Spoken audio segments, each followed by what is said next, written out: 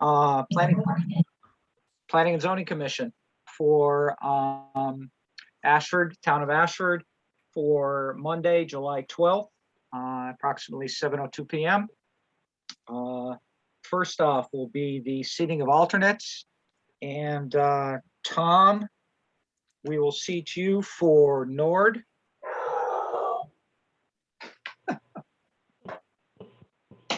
Excuse me a second. And for Jerry, we will seat you for, excuse me, for Doug, we'll seat you for Jerry. Okay, thank you. Okay, thank you, Doug. All right, very good. I know Alex said he's has an issue. Oh, Alex has joined. Okay, thanks, Alex. I'm here. Great. And Mike, I understand you have your own little emergency going on. So just let us know when you need to take off, and we'll not ask anything of you, hopefully. Will do. Okay. Looking for the approval of the minutes from the June 14th regular meeting. I have a question, a clarification. Yes, go ahead, Janet. On the update on the Lake District regulations, the bottom of the end of the third paragraph, it says all building is required to be on one original lot. And then the next sentence is, if a lot was purchased prior to 1950, a building must conform to current regs. So, Mike, can you clarify that? I think that is because it would predate subdivision, and so it would need to meet the zoning regulations. Well, wouldn't any building, so what would happen to lots purchased after 1950? Well, if they were part of an approved subdivision, and they could be developed under the standards of that subdivision if it was for the first time. Oh, okay, I understand. And since all building is required to be built on the original lot, so if you combine lots, you have to just build on one lot, or what does that mean? I don't think I follow. So it's all building is required to be on one original lot. I think that's when we were talking about the originally approved subdivision maps that I showed, referencing the original lots that were created way, way, way back. So The statement, I'm that sorry, would- the statement that's in there, it starts with lots will continue to be sold and built upon. Several lots will be bought by one person to be combined for one building. And then all building is required to be on one original lot. Does that make sense?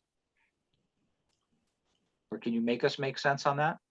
I think the discussion was about the the original lots, and that they would need to be allowed as buildable if they were still sitting as they were originally developed. So the idea is, if the original lot still existed today, and as it did, then it would need to be built on in that manner.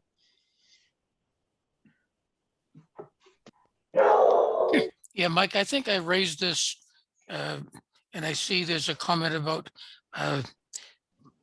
Williams thought some requests to build were denied.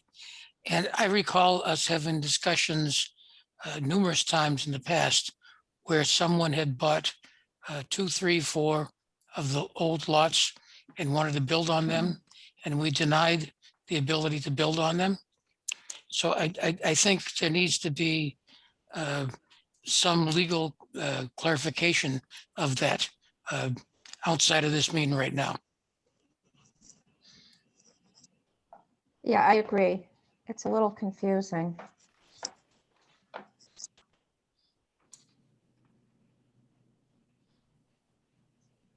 Okay, so what we'll need to do then is we'll go back into that paragraph and review that paragraph for its statement and accuracy.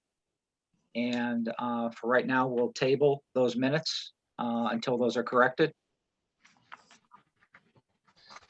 And Jeff, I would ask that council goes back and look at some of the decisions that we've made over the past year or two and see if those were correct and how they conform to what was discussed at the last meeting.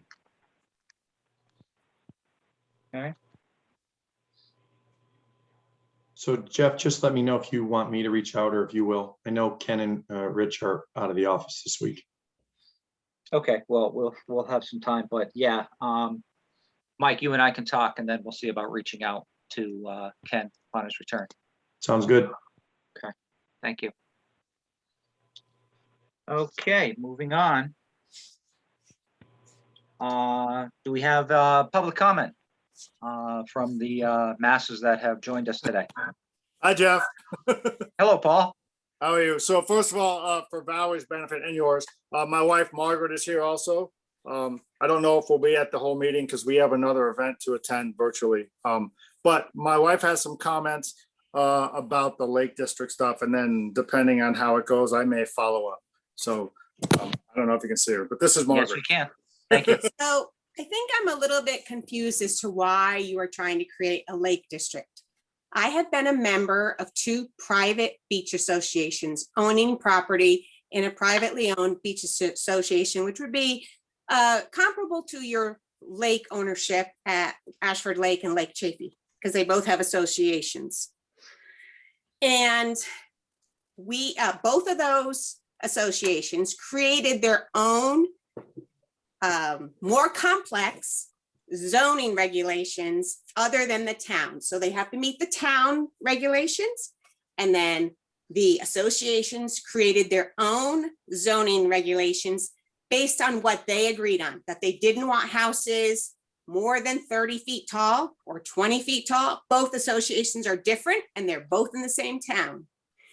And therefore, I don't even know why we're creating these things. If the lake is concerned about people building McMansions or building on a lot that's too small, some of that falls under basic building, and other of it should be the association's problem. They should be creating what they want for their zoning in their lake, and the lakes don't even have to be the same. If these people were that concerned about the McMansions, then they should be at these meetings. And then the further thing I have, and you might say, well, they can't afford that, or I pay 5% tax on those properties extra that goes to my association. That takes care of property maintenance. It takes care of legal fees. It takes care of all sorts of things. And sometimes we even have to have an increase. 2 years ago, we decided we wanted to buy a piece of property that was on the beach because we didn't want somebody to build on it. And we voted, all the members voted. They had to have 55% of the members present. They voted to increase those taxes an additional 5% for 5 years to buy that lot. This really isn't Ashford zoning's problem. As long as they are meeting Ashford zoning, if they want more specific zoning, then they should be creating what they don't want in their area, whether it's McMansions, whether it's trailers, whether it's farm stands. That's their prerogative as a private association. We don't even own most of those roads. The town doesn't even own most of the roads in those associations. So I don't understand why we are kind of butting in to where we don't belong. That's all I have to say. Okay, thank you. Based on what I've experienced for 50 some odd years, before the 50s. I would go back to the reason.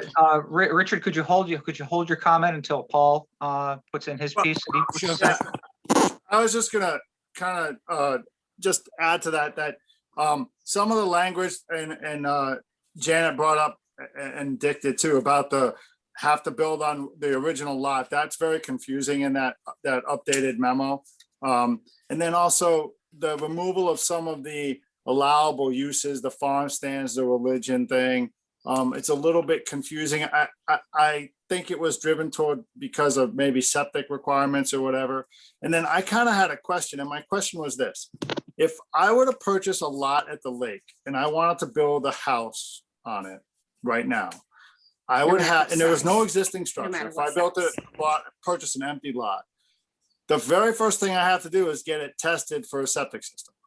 If it does not pass, does that mean I can still build a house?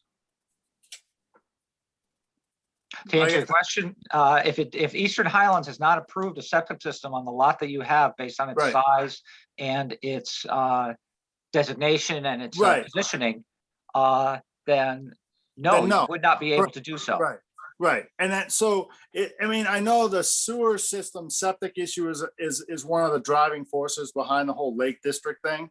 And it's a very complex issue, but I guess my point is that right now, the empty lots, if somebody were to go in and try to build and it wouldn't pass Eastern Highlands, then that's a self-resolving problem. Kind of would suck to be the purchaser or the owner of the land, but the existing structures are a different story. And if the town were to come to me as a taxpayer and say that I have to pay for a septic sewer system in the Lake District or the lake areas, that'd be a hard fought battle. Which did occur in these lines. So and one of the places that my wife is referring to, they did do that, and they tried and they failed, of course, and the people in the areas had to pay for that septic install, not the town. So, and I know Dick has some experience in Coventry. I don't know how that worked. I honestly don't care. I care about Ashford. So that's just my thing. I'm a little concerned about removing some of those allowable uses, specifically for me, the farm stand. I don't understand that one. If somebody had a vegetable garden in their yard and they wanted to sell a few extra vegetables, I don't see the harm in that. I think the ag commission did a pretty good job with what's allowable as far as the dimensions, et cetera. So, that's all I have. So actually, to clarify, Jeff, the public hearing for the Briarly thing, that is still ongoing, right? That'll be reopened during this meeting? It will be continued during this meeting. Okay, correct. thank you. All right. Yeah, Jeff, let me jump in here. Yep. My comment was, we want our lawyers to weigh in on the legal opinion on this, because as I said, we have denied permits to build on empty lots in the past. If you look at what was proposed, and it was modeled after what was done in Coventry, is that if you had a house on an existing lot that was already built, and you could pass your septic system review, et cetera, you could build on that footprint. But the ability to build on a vacant lot was restricted quite a bit. It was based upon meeting the requirements of the existing residential buildable lot, which was a much larger lot footprint Right. than what was available at the Lake District and Coventry or any other place. So, I think Michael did a good job putting forth this for discussion, but I think we need to understand where we stand on a legal footprint in doing this. First and foremost, the interest for the town is we do not want to see development on the lake districts that would put us in a position of having to put in sewers in the lake districts. That would be a very large financial burden on the entire town. And that's what happened in Coventry. And I was aware of that and opposed that then. I opposed that in Ashford too. And I think anyone who doesn't live on the lakes would oppose that. But I think we need to have a legal opinion on what we can and cannot do before we get over our skis on this whole thing. Mhm. Thank you, Dick. And Mike, since you are still on, please correct me if I'm wrong, but also to Margaret Varga's point about the lake having zoning. The lake doesn't have its own zoning. The zoning is the town's zoning, and the problem is that our zoning regs do not apply appropriately to the lake lots and that district that's developed, which is why we're going in conjunction with the lake associations to provide some type of zoning. Right now, zoning comes up, they basically bypass zoning because because they know it's not going to fit, and go right to zoning board of appeals looking for a variance. And all too frequently, a variance is applied and it goes to anyways. So Jeff, just to clarify then, the reason that this came up was because obviously, to Dick's point, the current residential zoning regulations do not fit in the lake lots, which is pretty obvious because the lots are smaller than, most people's houses. So, Right. Right. So basically what the town is trying to do is create zoning that would fit that district. And I think to my wife's point and why she brought that up is in where her association is, the associations also don't fit, but what the town elected to do was basically say, we understand that.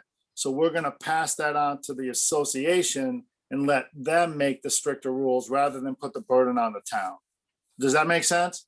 Hence, the association has their own, basically the association has their own taxing district, I think, if I did the research and really dug into it, and I haven't. It's a much bigger town. It's a shoreline community. So it's a lot different in that sense. But so really what you folks are trying to do is create some regulations that fit into the Lake District and allow them to not allow them, but prevent them from going to zoning board of appeals. So it's already written down what they need to do before they have to go to that next step or whatever you want to call it. Would that be accurate? Okay. You're accurate in your portrayal on that. And again, just to reiterate, we are working with the lake associations. They pay their taxes to the town, so we represent the people there also. And in doing so, again, we're trying to put together something that works for them, works for their interests, the current owners, potentially future owners and such, and still gives a sense of control as to what's going on in and around the lake districts. And ultimately, some of the things that do come out, although we've had discussion back and forth on this, is some of the experience that, again, Dick Williams has brought up regarding septic system, the costs and things like that to avoid, any type of detriment to that area. Right. Okay. Yeah, and Paul, I would also, I didn't catch your wife's name, but the lake districts do not have any zoning authority. They have the ability through the sale of the property to put deed restrictions on the properties, and that's it. And I think that's where the difference lies, Dick, because I think like I said, if you were to do the research on it, I think you'd find that either by charter or whatever it is in that town, the lake, the associations were granted the authority to tighten up, so to speak, the regulations within their association. And that's why there's differences in the two, because the two associations decided they wanted different things for their areas. Including lot size. Yeah, lot size, building height, et cetera. There's actually quite a big difference between the two. But I think that's where the difference lies. And like I said, it's a much bigger town. And so there's a lot of difference. And I don't know what their government form is, if it's town council or board of selectmen. I couldn't tell you. What town are you talking about? The town of East Lyme. So, anyway, like I said, my wife was curious as to why this is going on, and because of her involvement with those other two associations, it brought up some concerns for her. So, all right, thank you. No, thank you both. And we will also relook at some of the, I'm trying to think right now off the top of my head, and I'm sure Mike can express it, but with the farm stand removal and all like that, we'll take a look at those types of things from the agricultural standpoint. Thank you. Any other comment from the public? Okay. Thank you all very much. Bills, Alex, anything for bills? No bills. No bills submitted. Anything for correspondence? I don't have any. Do you have any? No, I did not receive anything. Good. Okay, that brings us to the happy time frame of reopening, continuing, I should say, the public hearing from last month's June meeting. The text amendment application to Article B, Section 3. Again, our applicant NJV LLC, represented by Brian Specialski and his attorney, Dory Famigletti. So what I don't have in front of me are the notes, except if I call them up here, as to some further information we were looking for. And Dory, I don't know if you have any opening comments or anything you want to share, or? I don't really have opening comments. Again, Dory Famigletti for the record. I was just going to take you through the a review of the particular sections that, based on our discussions last month, you asked us to revisit and make some modifications to. So there were 4. And I know you're looking for your notes, but I can take you through what those are. I got them here, but I can follow along. Go right ahead. Okay. Yeah, Jeff, let me jump in. Dory, Mhm. there was a specific action item from the last meeting. You were to have submitted to the Planning and Zoning Commission the specificities of the changes that you were asking for relative to what was in previous land use regulations. To my knowledge, we've not received anything like that whatsoever. Yeah, I think if I recall correctly, you had asked for me to provide a copy of the prior version of the regulations so a comparison could be done. And I did provide that via email to Mike D'Amato right after our phone. My client and him probably within a week after the June meeting, so we could go through the comments that were raised at the June meeting and address them with some revisions. So he does have those, and I think if I saw correctly, Mike, didn't you post them online under the additional documentation? It's titled Previous Zoning Regulations. Was that I didn't see that, Mike, in the Yeah, it's documents. there are 6 files in there, and the previous zoning regulations is a PDF of the various previous versions that I got from Dory. I had found 2. One, I think, was the original version of the campground regulations, and the other was the version in place in the early 2000s. So I had emailed those over to Mike.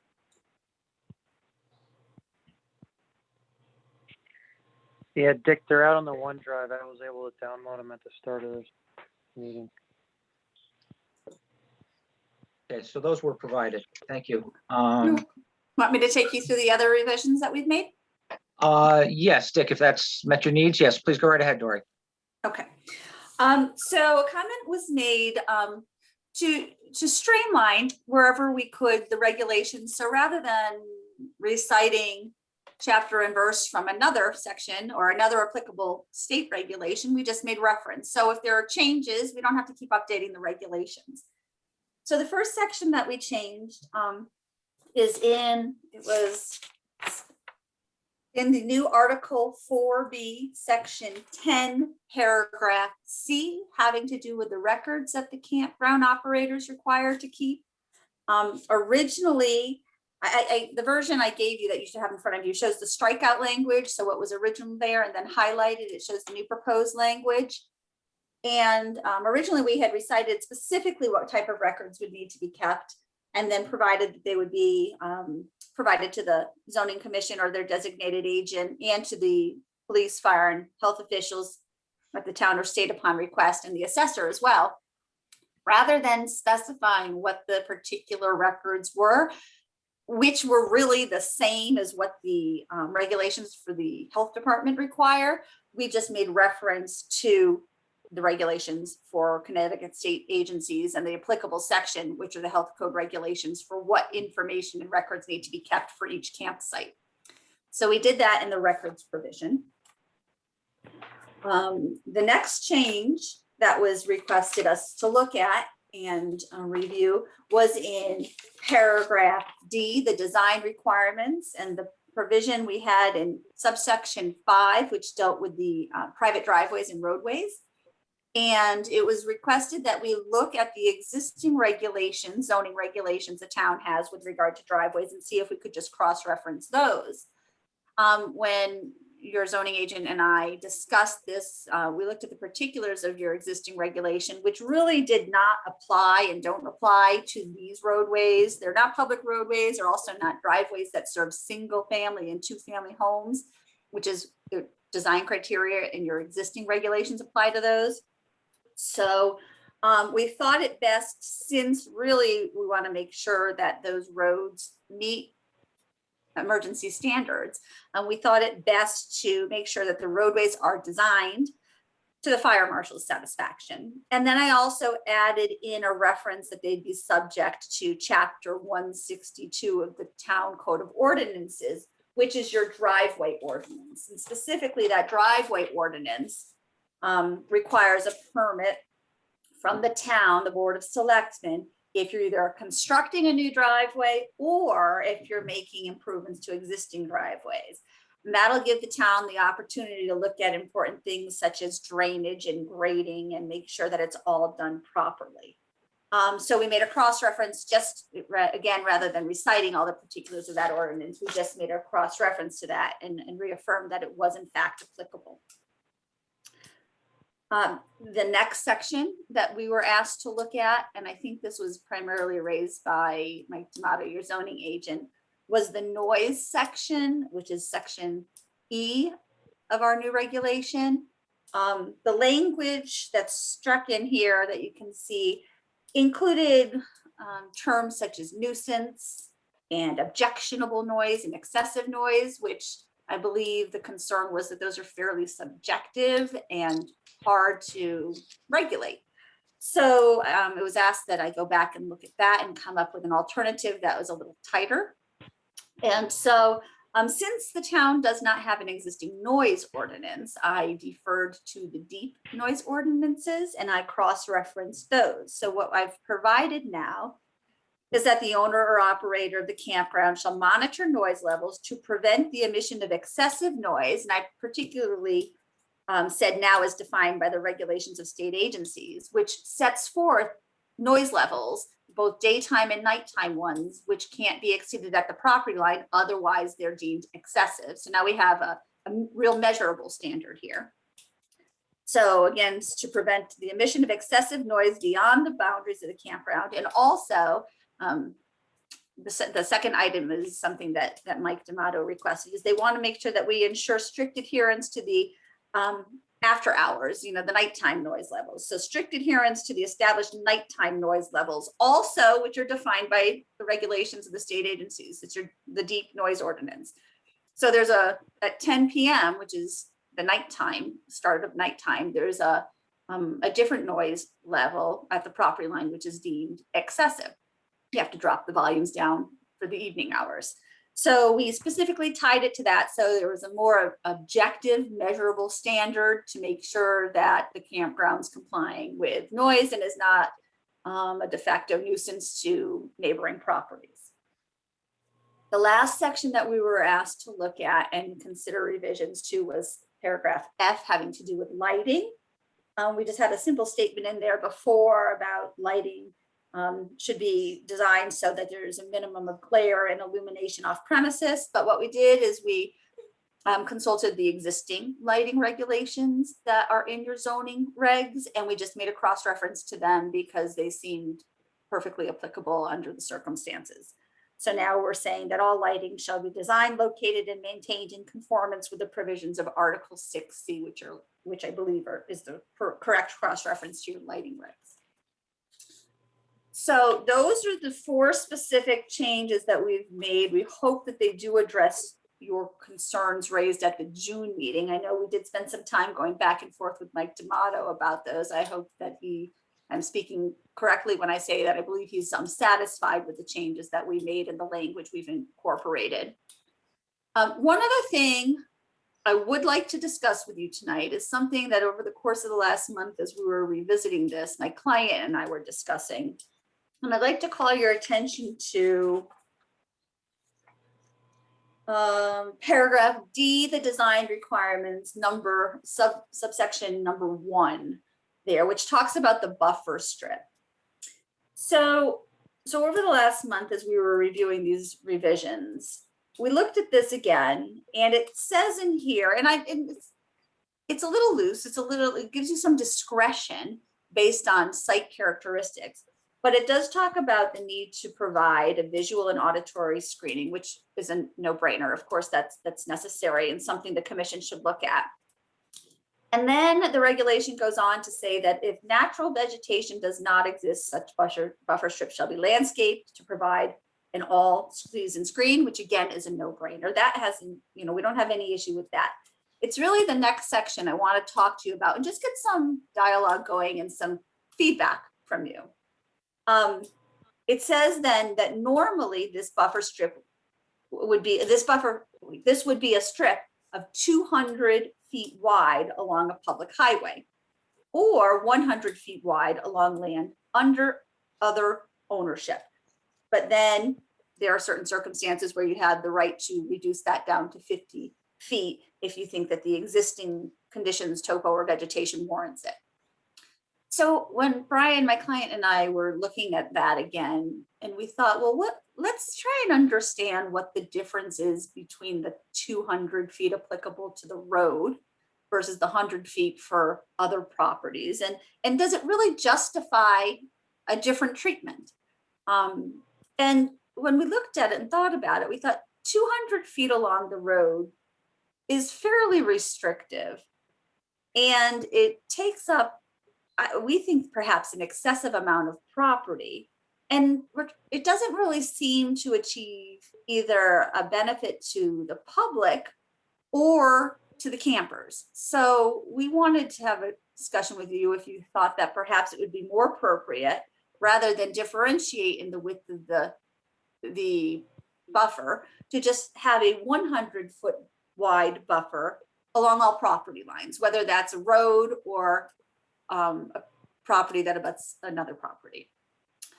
So I pulled out all the regulations. I had pulled about a dozen regulations from other towns when we were originally drafting this, in addition to consulting the town's regulation. And the town's regulation, the original version, did say 200, but I don't know the rhyme or reason for that.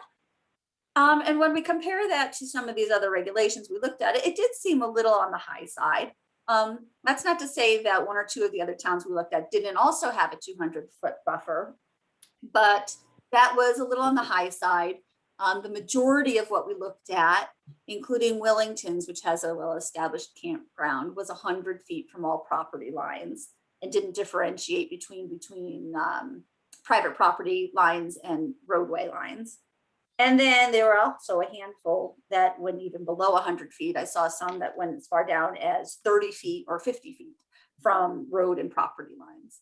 So again, we're trying to understand if it makes, in the commission's mind, sense to differentiate between setback from road and setback from private property, and if there's a need for a heightened setback from road, or if perhaps it'd be better to just have a consistent setback of 100 feet applicable to all property lines.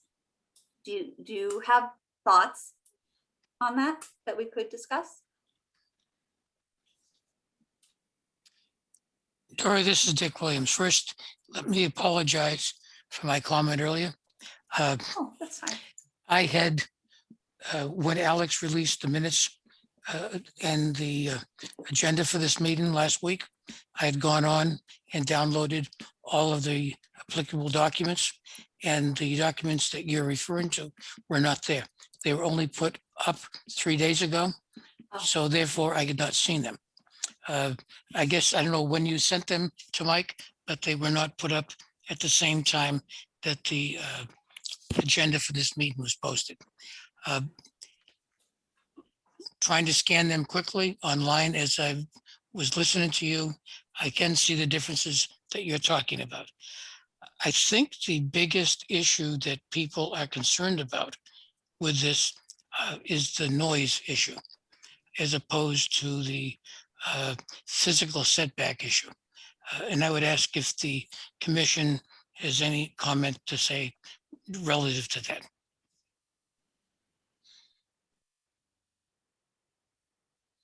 Well, I'm thinking the change that they're seeking does not change it to a property line as it does to a roadway, if I'm not incorrect, Dory.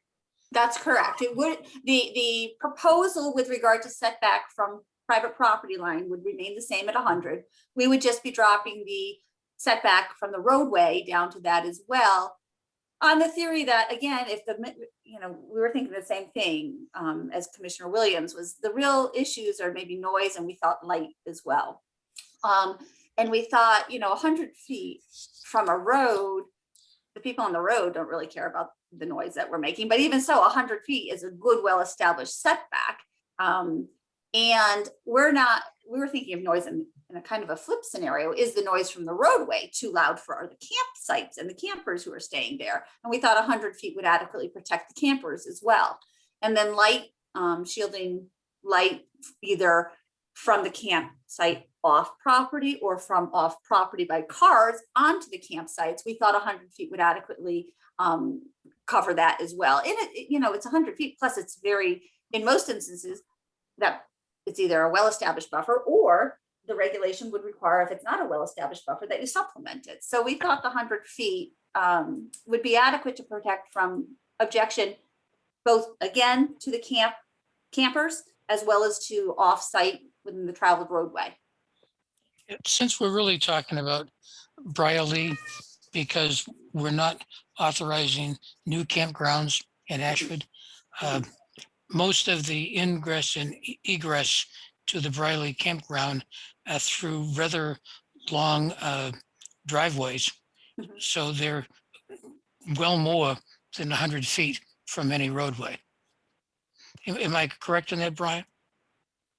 Yes, I think the concern when Dory and I were talking about this is if anyone, for the commission to understand, if someone were to leave their site, let's say when it was 100 feet from the road, they would not be sent out onto the town road. They would come back into infrastructure and be routed out to 2 entrances and 2 exits that we have. So I think that might answer your question, Commissioner Williams. So there won't be a safety issue as far as dumping traffic onto the road. It would still come out of the same area.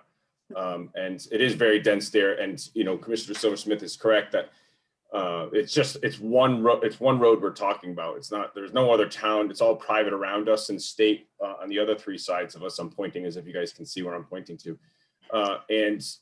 So it's just that one road on Westford Hill Road. And so, the campground owns all the way down to the Llamas. Across the street is Yale Forest. So that's going to be private. And so we really aren't creating any more traffic or any less traffic. And we're also sending them out where there's not neighbors down that way if they're taking a right going to Route 89. So you're correct. The roads are well further in more than 100 feet, I should say. Yes. Yeah. And most of your campers come in via the Westford Hill Road. We require them, the seasonal campers, to come in that way. We don't allow them to use Laurel Lane. And now this year we actually installed some gates on both front and rear so we can control that even better. So we want them, we encourage all campers. And since COVID, we now do, people check in, not at the office, they check in online. So they're encouraged to use the back as well. It's a bigger, wider road. And we try to keep traffic off Laurel Lane. So. Brian, does the 200 feet cause you any issues? I mean, as opposed to, looking for consistency all around? Is there any planned movement in toward the roadway or anything from your activities? Well, a couple of points. One, I think it's a little ironic. We're talking about 200 feet when we just got done listening to some people on the lake about 200 feet and how they would love to have 200 feet extra of land over there. We'll move them over to your place, Brian. Okay, yeah, that's good. No, don't do that. And they're great people. I just don't need any more. I think that all this zoning while I'm here is strictly about my children. I mean, I'm turning 54 and I'm hoping my children will take over. My twins are 8, my little one's 7. And so I'm trying to get all these regs and things established for their future. So to answer your question, Jeff, will there be future expansion? Probably. I just don't want to restrict them for a 200 foot that is really excessive, especially if you know what we're talking about. It's heavily wooded. We're not putting houses over there. We could put a house, I guess, 50 feet from the road, but you can't put a campsite or anything else for that matter. I'm not even talking about just campsites. I'm talking about any activity. So it's really about the future and about common sense, I think. You know, some of these rules that were established by other towns or even by this commission, I sat on the commission for 8 years. These regs were designed in 1972 or 3, somewhere in that range. Do they still apply to today? I mean, should we reference them or should we just look at them on the surface for what they are? 200 feet is a long way. And it's, you know, 200 feet times, you know, let's say a half a mile. What is that acreage? And I can't do the math on that, but I just think it's reasonable for everyone to consider. Like Dory said, there aren't headlights shining on any campers that might be there, and campers aren't going onto the road, public safety, they're not taking a left or right and maybe, you know, getting clipped by someone on Westford Hill Road. There's that, you know, as far as noise is concerned, and we can discuss that at a later date, but we have a ban, we're having a ban whether I got sites 100 feet from the road or 200 feet from the road. It has no reference to that. So that's a topic for another discussion. But as far as the 100, 200 feet, Jeff, it just makes sense. I mean, 100 feet, you know, setback requirements for our houses are what, 15 feet for sheds and 30 feet for something else. And, you know, 100 feet is quite a bit. So I think it makes sense. In comment to what Brian's saying, we do not have setbacks anywhere near 200 feet for anything, commercial, industrial, residential, what have you. 100 feet is more than the average residential agricultural setback in any case. So having a larger than what is nominal for anything else of 200, in my sense, doesn't make a lot of sense. We also came at one point, Dory was referencing, I had an expansion years ago with Chairman Oregon, and it was up towards the state forest, and they allow less than 100 feet because there was a steep bank there and it was very heavily wooded. So they allowed a 50-foot buffer. So, I mean, as Dory said, there are exceptions where we can go less than 100, but I mean, you know, that comes before the commission. That goes based on the situation at hand, and there's a lot of factors that come into play. But just setting, you know, it's like, oh, we can leave 200. We can go and ask for, you know, exceptions somewhere down the road. I was like, well, you know, we're here. We're designing these regs now. My kids are going to be doing this in whatever years it is, and so I just want to make sure we have some clean regs that everyone's thought about and it makes sense to everyone, rather than just pulling stuff from the past or from other towns. I mean, really, it's just up to us. It's Ashford, and we have to do what's best for the town. Right. So rather than, just to follow up on that, rather than just pulling from the old regulations, which was a 200-foot number, we thought, you know, let's digest that number and really kick it around and think about, does that make sense? And, you know, yes, regulations are to restrict and to control to some extent, but only when it's reasonable because there's a public good to be obtained, not just to restrict for the pure sense of being restrictive. And it just seems like 200 feet for the full length of that frontage is just an excessive amount of land that for future expansion purposes might be considered as doable and desirable. So we just thought it when we really digested the regulation and the carryover and then thought about whether it made sense, we just wanted to talk it to you because we think it's just a little too much, and we think the 100 feet would really adequately protect all concerned. As long as, you know, we build 100 feet from all property lines, and then you still have, based on certain site characteristics, the request to ask for further diminution down to 50. And not that I want to belabor this, but my house is on there and it's a separate piece. So if anyone knows the Westford Hill Road there, half of that distance from 89 to the campground is my house, which has been pinned separately than the campground. So that's not buildable at all. So it's really just a small area that's up towards the exit. So we're not talking about it is a large area as far as land, but it's not something that would affect the town all that greatly.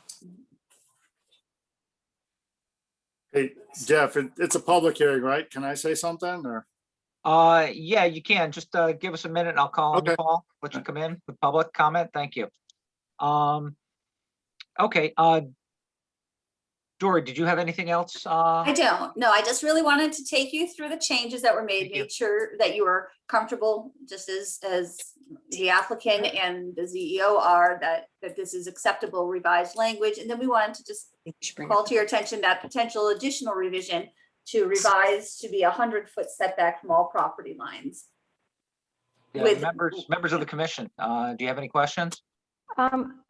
Yeah, I'd just like to thank Dory for going over this with us. And I agree with Dick, since we're not going to be approving other campgrounds. I think that it makes sense to reduce it to 100 feet on all borders. Okay, thank you. Seeing no one else from the commission, opening up to the public. Paul, comment? This is Mark Schnubel. I Oh, have I'm one. sorry. Hold on, Paul. No Yes, Mark, problem. go right ahead. On section E, noise, I was reading the stated agency 22A. Would this be classified as a Class B property?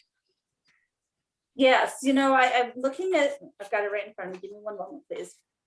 I believe this would be a Class B noise emitter because resorts and group camps are contained as a listed there. So I think it would be Class B. Worst case, it would be Class C. However, Class B and Class C emitters to receptors have the exact same day and night levels anyway. Correct. Right. I did see that. Right. Thank you. Anything else on that, Mark? Oh, that was it. Thank you. Thank you. Okay, I won't make an assumption here. Anyone from the commission else have a question? Not at this point. Okay, Paul, you're on. All right, I just wanted to say, I looked through the minutes of the last meeting and I thought that it was interesting when Brian asked about why those campground regulations were removed, nobody had an answer. And which brings me to the one thing that stuck out prior to the discussion on the the 200-foot buffer was, why do we have a date and are we prohibiting future campgrounds from coming into town? Look, I'm a neighbor of Briarlee and I love them. They're great. They bring people into town. There's people going to the stores. I have no problem with their noise. The concerts are great. I think we need to promote business in town. So I just kind of wondered why we were restricting future campgrounds. I have a couple ideas of why it's happening, but there's some campgrounds in town that are non-commercial. And I know Brian doesn't want competition. Don't blame him. But I just don't understand the reason for that at all. If you're gonna fix the regulations, fix them. And the regulations should apply evenly to everybody throughout town. If somebody wants to come in and build a new business and take that chance, go ahead. The Boy Scouts have been suffering left and right. Several camps have been sold throughout the state of Connecticut and throughout the country. That would be the perfect opportunity. And it's right off of to a main road, Route 44, and then James Road. So anyway, the other thing is, as far as the 100-foot goes, 200 feet is an enormous amount of space. As Dick and I think Janet pointed out, there's nothing in any other regulation that requires that kind of setback. I think it's silly to not make it 100 feet all the way around and make it easy to understand. And that's it. So my biggest thing was, why is there that date exception so that we're not allowing future businesses to come into town? Obviously Brian's doing this for him and his children's benefits. But what happens if they don't want to take over and somebody else wants to buy it? I mean, then I'm going through that with my place right now. So, that's a big thing, but what's going to happen? And why don't we want other campgrounds in town? Yeah, Paul, I was not there when this decision was made, but I did see the sentiment from one of the previous planning and zoning administrations, and there was a strong feeling against campgrounds. So the chairman back then proposed, and no one opposed him, and they took it out. I'm not sure whether that's a good thing or not. I'm not sure what it does to the town. We have a phenomenal amount of land in the town that is not populated. Most of it is nonprofit. But if there were a campground on the, Boy Scout or the Salvation Army or what have you, I'm not sure whether that would hurt the town because the land is already set aside. So I think that's almost a different conversation than the one that Brian and Dory has proposed. Maybe it's something that the commission should look at separately. Thank you. Thank you, Dick, on that. I guess one of the questions that comes up is, or what comes up to mind, and Dory, correct me if I'm wrong, part of your request, not only in putting the regulations in for the campground, is also adding it as a specially permitted use to our regs, correct? Well, yes, I did have to add it as a specially permitted use. Otherwise, you wouldn't be able to go ahead and issue a special permit for it with the controls, but it has got to be, it adds campgrounds in accordance with these new regulations, and these new regulations just talk about expansions and additions and future improvements at existing campgrounds. We didn't want to shake up the whole framework of town, which at some point in prior commissions decided we don't want campgrounds anymore, so we took them out. The consequence, and I think unintended, of having done that is it made my client's campground a non-conforming campground, which severely restricts its ability to grow and expand. And as we talked about last month, to have a business that isn't allowed to have some natural growth and expansion is really onerous and difficult, and it's a burden that most profitable businesses in town don't have to face. So since this campground is well established, is a good employer and a good taxpayer, why are we restricting their ability to grow? So the mechanism to create this special permit is you can only get a special permit if the use is allowed. So we had to find a way to make the use allowed. So we had to say, okay, the existing use is allowed, and it was basically grandfathered as existing. But if you want to do some expansion, that's where we say, in accordance with Article 4B, Section 10, which talks specifically about, now if you want to expand an existing campground, here are the design requirements you have to meet for those additional improvements and changes. And being under 4B, that puts us in our residential agricultural as opposed to commercial. Right, because that's where this campground's located. That's the zone Right. it's in. So we figured that's where it belongs. Yeah. Right. So to your point, Paul, I don't know if with, again, what Mr. Williams expressed is that it's prohibitive of future campgrounds, but there are, if the commission acts on this and does add these in, we do have controls on it. Right. Is the thing. Right, well, I understand it's a special, Allows us to permit use. it was under special permit, and I understand exactly what the attorney was getting at and why they did it that way. I Yep. guess my question was why the commission thought it was, if the commission thought it was necessary to do that, but it seems like that's what the commission at the moment wants to do. Could I, maybe I can shed a little light on that. I think in years past, I mean, and I encourage any member that wants to come out to the campground to email me, and I will gladly give you a tour. I think if I was looking at this objectively, there are 78 campgrounds in the state of Connecticut, and out of those 78, I probably would camp at 8 of them. So, you know, Right. that's the reason. You know, Briley happens to be, and I'm not just because it's mine, this is the best campground in the state, and maybe New England, I'm not sure. But it's proud to have it in Ashford, but doesn't mean, you know, like Paul had said too, someone else buys it and runs it into the ground, that's a problem for the town too. My family's owned it for 50 years, so we've done a good job with it. But other places, Del Air, you know, there's some other campgrounds that are having some serious issues. So I mean, you know, the commission has controls over, I think if someone came and applied, they could probably change the reg if they wanted to. Someone just needs to come. But and it's not just expansion of sites that we're talking about. Like I'm looking out right now, we had some damage to a building and I have to rebuild our rec hall. I can't even do that without you guys passing these regs, because that's a change to the campground. So non-conforming, I can't even get that fixed because Right. I'm non-conforming use. So I mean, Yeah, and that's why I wanted to make sure the commission understood. I am not opposed to the change at all. I think it needed to have, it should have never came out, in my opinion. You know, we need to promote the businesses we have, and if they go astray, we have ways of fixing that too. But this never should have been, Brian, you never should have got to this point. You should be able to fix the building that got damaged without having to come to the PZC or anybody to get it fixed. I mean, That's the way it should be. Unfortunately, it's not. So let's fix that. My question was just like, why are we putting a restriction in there to allow future expansion? If that's really what we're trying to promote. Future campgrounds. But if that's what they want to do, that's fine. I guess I don't want to see this conversation come up in another 5 or 10 or 15 years, maybe.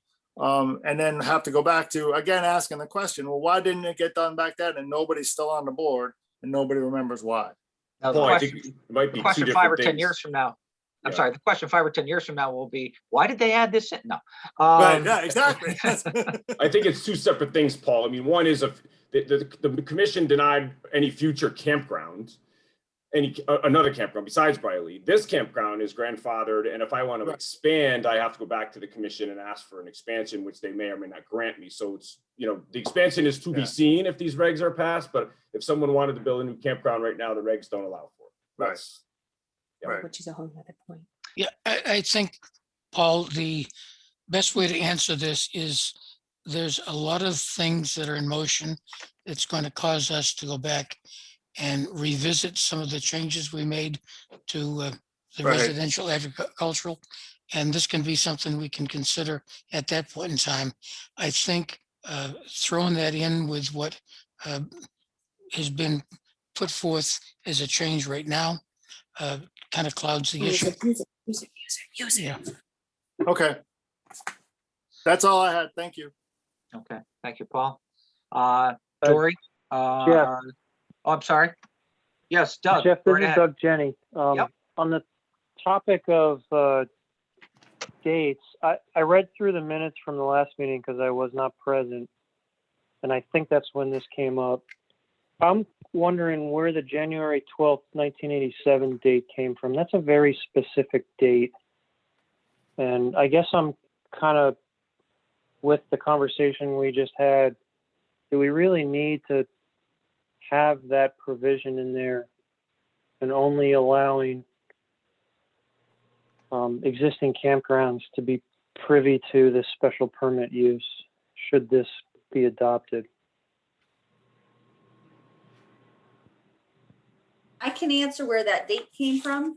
The date of January 12th, 1987 came from the prior version of the regulations. So at some point in Ashford, which again, we didn't want to totally recreate the wheel, they had determined that if you were an existing campground as of that date, you could continue, but if you weren't, then you couldn't get in.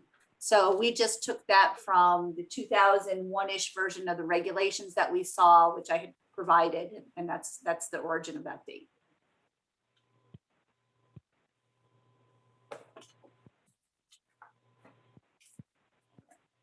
Again, if the commission would like to reevaluate whether or not additional campgrounds in town is relevant or is desirable, I should say, I'm not opposed to you guys entertaining that. That is not the application that's before you. I'm hoping that you would, if you do see a need to do that, that you could certainly close and act on this application and then investigate to your satisfaction whether or not you want to open the door to even more, not just expansion of ours, but potential future campgrounds. I think that makes it much more expansive. It's certainly beyond the scope of this application. I would think that you'd have to re-advertise it anyway if you were going to go that far. So I would encourage you to do that as a separate action if you want to. And that was the point I was making. We should be acting upon this specific application and not expanding this beyond the application. We will have occasion to go back over this entire section because of other items, including the affordable housing issues. And we can look at this and other things at that point in time. But I think mixing these two things together clouds things, and we should act upon the specific items that are being proposed right now.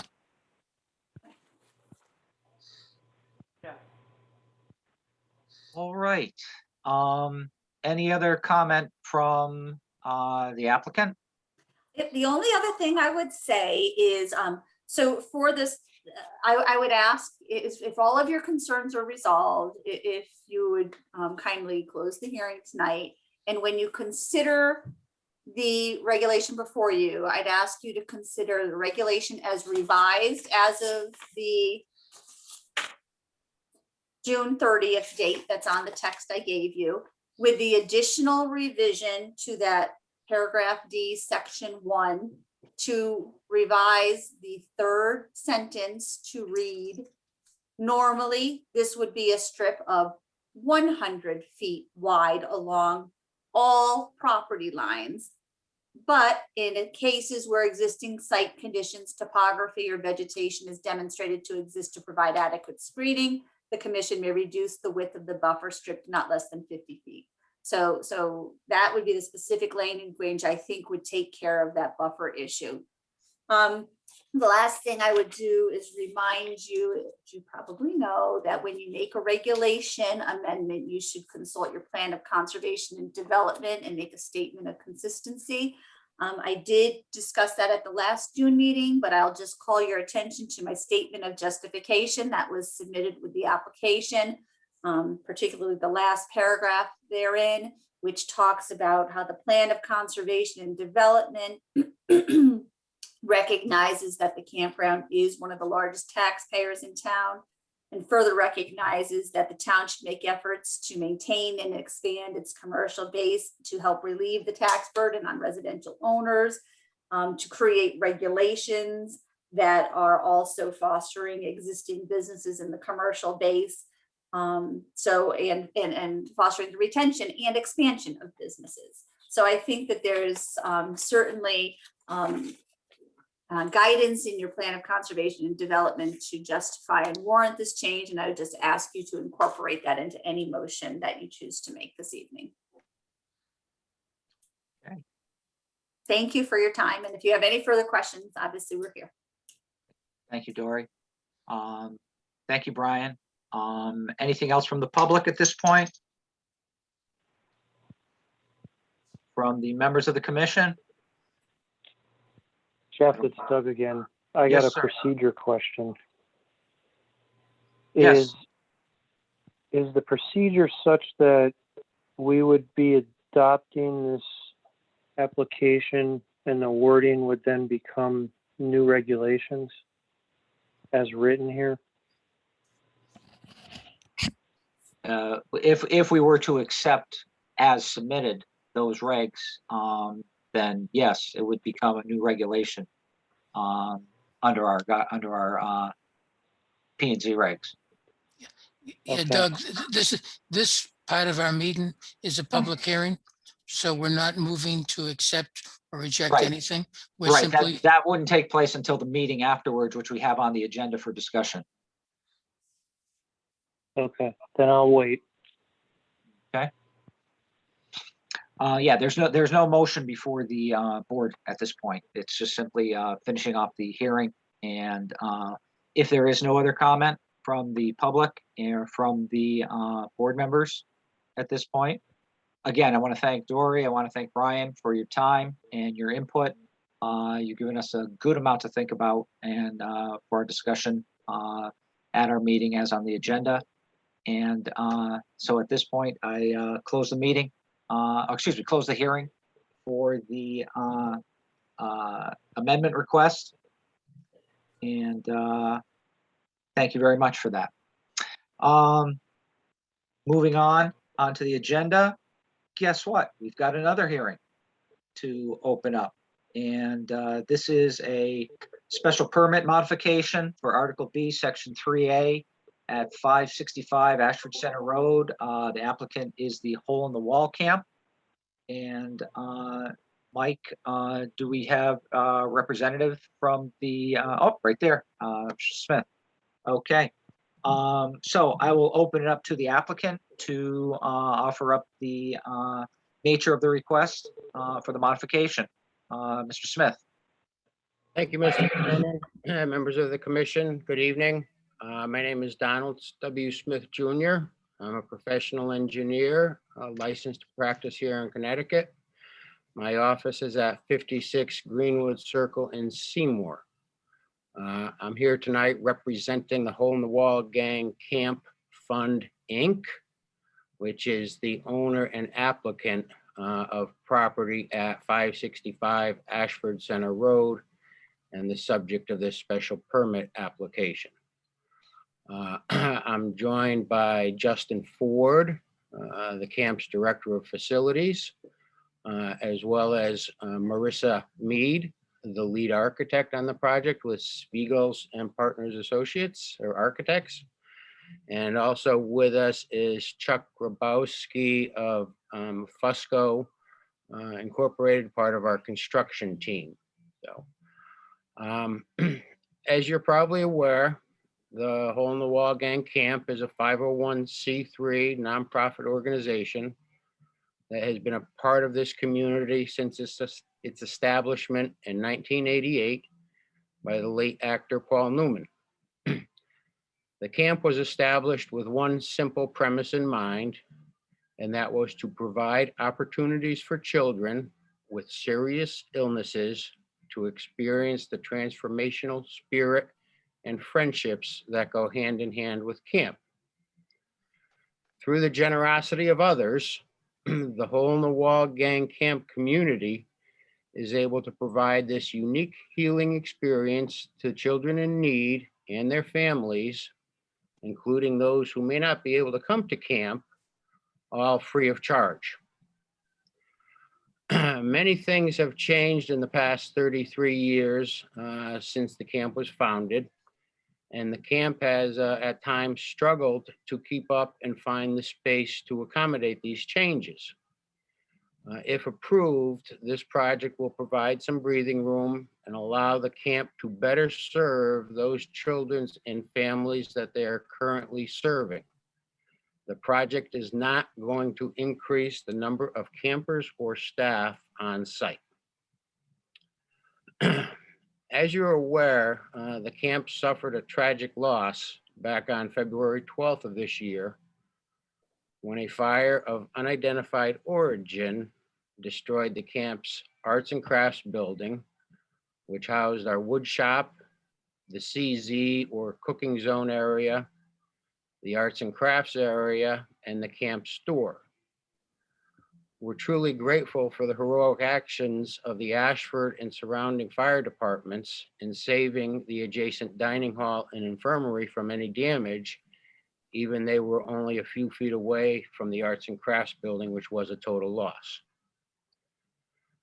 Thanks to the immediate and generous response of over 3,300 corporate and individual donors, the camp has been busy developing the architectural and engineering plans for a replacement structure that we have presented for your approval here tonight.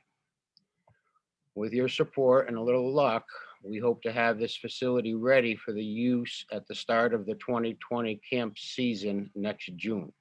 It's a little bit of an aggressive time frame, but we think we can do it. The proposed project will not increase the amount of wastewater generated by the camp. And the project has been approved by the Connecticut Department of Environmental Energy and Environmental Protection, or DEEP, with respect to sewage disposal. Because of the size of our system, the septic system is governed by Connecticut DEP, and the local health department is really their agent in that. A copy of that approval from DEEP was provided to the CEO and I think is on your OneDrive. Also, Wetlands Officer Thoreau has granted the project administrative approval as there are no activities proposed within 100 feet of a regulated inland wetland area. I don't have any adjoiner notices to submit, as the only adjoiners to this parcel, which contains the arts and crafts building, which is parcel 27B1, are other lands owned by the applicant. Let me take a few minutes, if I could, and review the site plan to get you oriented to the project location. And then Marissa Mead will go through the architectural aspects of the plan. And then I will come back and get into more detail on the site plan if you desire, or answer any questions that may not have been answered yet. Is it possible to allow me to share my screen? Yep, you should be able to. Host disabled screen sharing. Try now.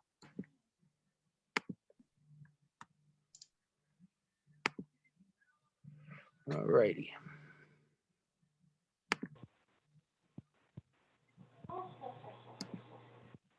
All right, so let me get to here. Let me get to my controls. All right, so this first map here is sheet 1 of our plan set. And just wanted to, let's focus in on this green area first. And all of the property in green is property that is owned by Hole in the Wall Gang Camp Fund, Inc. Okay. Oh, wait a minute.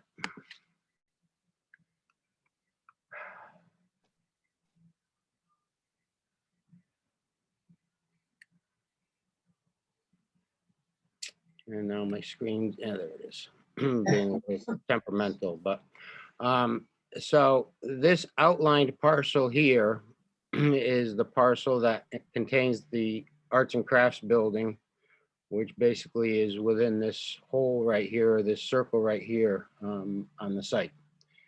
So in terms of our perimeter property lines, the arts and crafts building is approximately 660 feet away from our neighbor to the north, which would be the state forest. We're approximately 1,970 feet away from our neighbor to the east. That would also be the state forest. We are 2,830 feet away from Ashford Center Road and approximately 1,690 feet away from North Road.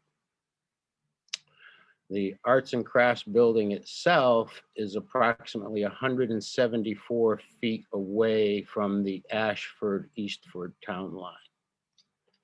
Okay. The camp's holdings and everything that's identified here in green is approximately 324 acres, with 121 of those acres in Ashford and 203 acres over here in Eastford on the east side. All right. Continuing on, just shifting over more to the right here on this first sheet, but this is a blow up of the GIS plans and the assessor's parcels. And this parcel here being 27B1 was the parcel that contains the arts and crafts building. And here you can still see what that former building looked like. So we took that outline of that parcel, put it on the green parcel, the green map, and generated those setbacks. Okay. And let me bring up a different screen now.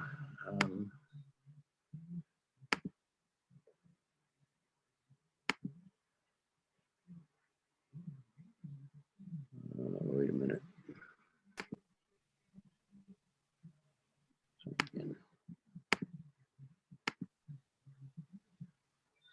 Oh, wait a minute. I'm sorry. Why isn't that one coming up?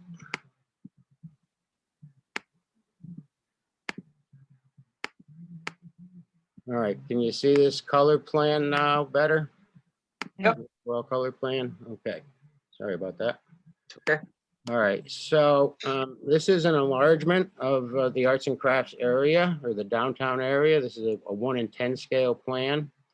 But obviously the arts and crafts building is this mustard colored building here in the center. It will include a new open deck in the back side of the building, as well as covered porches on the south and western faces. In terms of the location of the building, for those of you that are familiar with the camp, it's right in our downtown area. It's immediately adjacent to our dining hall, which is here in the pink. It's immediately adjacent to the building that we call the chalet or the nurses' housing, which is this building over here in the pink. And it's also adjacent to the infirmary, which is building 44, which is this pink building down here. So we're really shoehorned into the same space that we had before. A little bit light, but let me zoom in. But I think you might be able to see the outline of this pink building underneath here.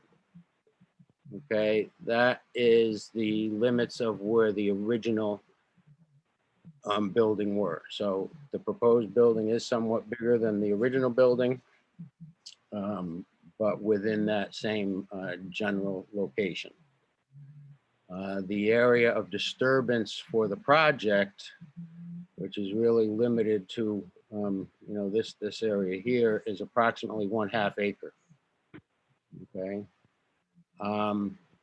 Unlike the original building, the new building will have a full foundation and be fully sprinklered and fully insulated.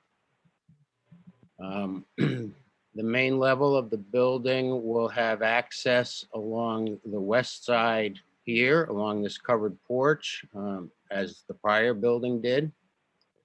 And then taking advantage of the grade change, we now have a lower level in this building that will have a walkout to grade here on the east side for a walkout basement.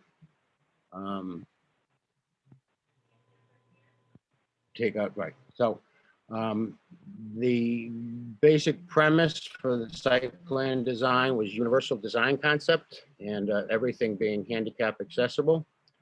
So we will be regrading this gravel path and this path here to provide an accessible slope, as well as the path going up to the nurses building. There will be a ramp constructed on the south face of the building here to get from floor elevation back down to grade. The west side of the building and that covered porch on the west side, that will basically be flush to this gravel drive here to the west and step off. And then in the back, from the floor levels in the back, getting down to the deck, we'll have a short ramp here on the deck. And then getting back to grade as we proceed to the north with a small ramp over here as part of the deck. Our kiln building, which was not destroyed in the fire, actually exists right here in the corner of our proposed new building. So we're taking that kiln building and we're going to pull that separate and remote from the building and place it over in this area. Before I turn it over to Marissa, is there anything that I've touched on that you want me to dive further into at this point, or would you like to see the graphics of the building?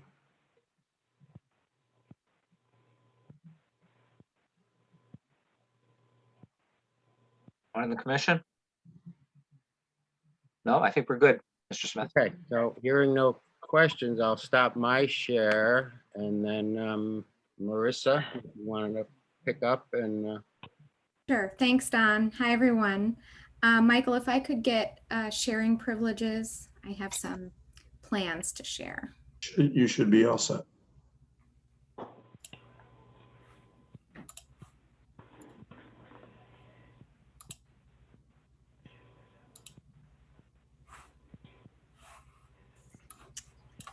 Okay.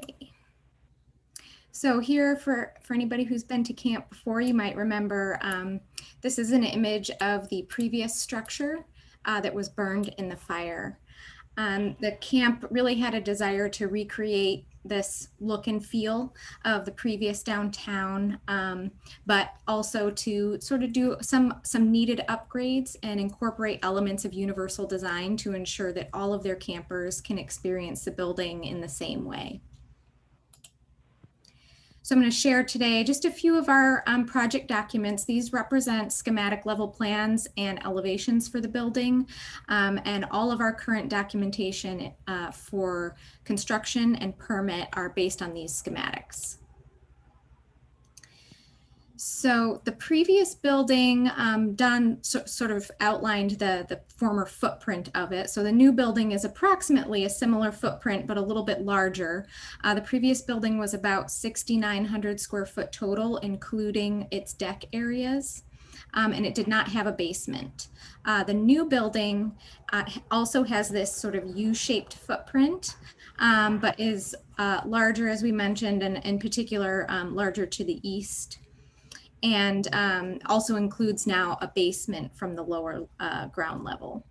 So the first level floor plan is about 7,300 square feet of interior space, and then also includes an additional 2,000 square feet of covered deck and another 1,500 square foot of uncovered deck. The north side of the building connects flush to grade. The west side connects flush to grade out here to a little green area that's in front of the dining hall. The north side, as Don mentioned, has a deck that leads out to the new location of the relocated kiln building. And the south, of course, is accessed via a ramp because there's a fairly significant grade change of about 8 feet from one end of the building to the other. And then we're scooping down a little bit further to get to that new basement door. Below the first level, we have a combination of both accessible basement and crawl space areas. So the basement area that is accessible is approximately 4,900 square feet. And the east end of that plan includes a camp store and storage area that are accessible to campers and staff. And then behind the scenes, we have a little bit more building storage and the mechanical areas. As Don mentioned, we are fully sprinklered in this building. So we have water storage tanks, about 8,000 gallons in what will be 4 tanks in the sprinkler room. We have a total of 5 accessible restrooms in the building, 2 at the basement level and 3 at the upper level. Let me jump in here for a second. Why are you putting the sprinkler storage tanks in the building as opposed to burying them outside the building? So and Don can jump in here too, but there's a lot going on under the ground here. And with these tanks, they're actually, they're meant to be stored inside. They're these low profile tanks that can go into the basement. That way they're easily accessible and maintainable. I just mentioned that because some of the other buildings we've approved recently have had storage tanks built out in the ground rather than in a facility. Mm-hmm. Yes, that's certainly a way to go. But here we had quite a number of things to put in the ground. And so in this case, it made sense to fit the tanks in the building. And you had capacity to do so with the building. Correct. The size you put together. Correct. So just to take a look at what the new building will look like, the facades incorporate, again, that sort of Western theme and a similar color palette that should all be familiar to the campers and their families that have been to camp in previous years. The building materials include natural stone veneer at the basement level, and then cedar siding and trim above, which is in keeping with other materials that are already in use at camp.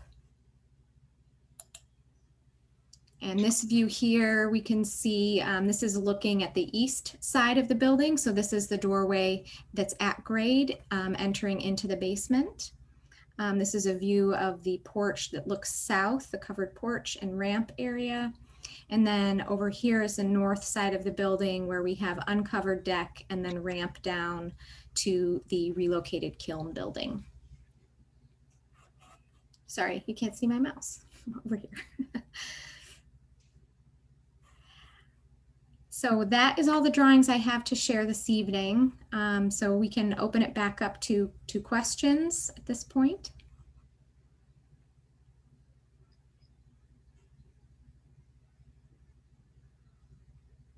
Just to touch base on that water storage, that would be keeping with the design of some of the other buildings on camp. Notably, I believe Steve's Station, which is one of the newer residential structures, Springwood Building with water tanks in the basement, as well as The lodge, the new lodge. the new young adult lodge, which is actually over the line in Eastford, not Ashford, but so it'd be keeping with some of the other similar equipment that we have already installed on site. I will say that we're working with a fire consulting company, and we're considering putting some tanks in underground for adding some hydrants around camp. So it is something we're considering, but for these buildings, we decided to put them in the basement. Have you consulted with the Ashford Fire Department and Fire Marshal? And this is something that it's the next step.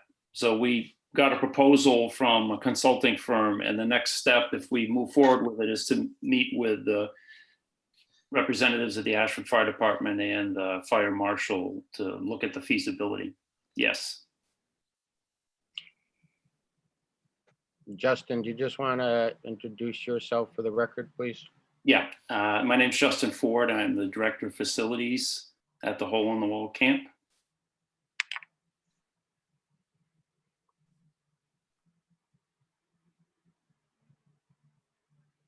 If you want, I can share with you the utility plan, but yes, there are a significant number of utilities within the project area that need to be addressed. Some of the electrical and water service for some of the buildings, a lot of them crisscross the area to the east of the building.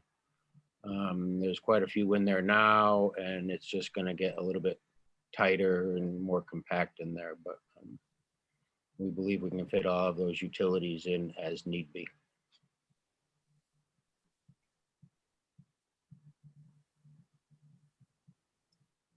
So besides the fire department review and approval, what's the status on, and I think you mentioned this earlier, through DEEP and the Eastern Highlands Health District as their agent? Is there any further approvals or anything needed from that group also?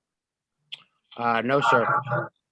Basically let the Eastern Highlands know when construction will be, but DEEP has approved the project and the plan, which would basically be taking 2 septic tanks with a total capacity of 4,500 gallons, demolishing and removing those because they're in the way of the building, and replacing it with a single 4,500 gallon septic tank. So there will be some inspections required from the health department, but as far as the plan approval, that letter from DEP pretty much summarizes that and authorizes that work.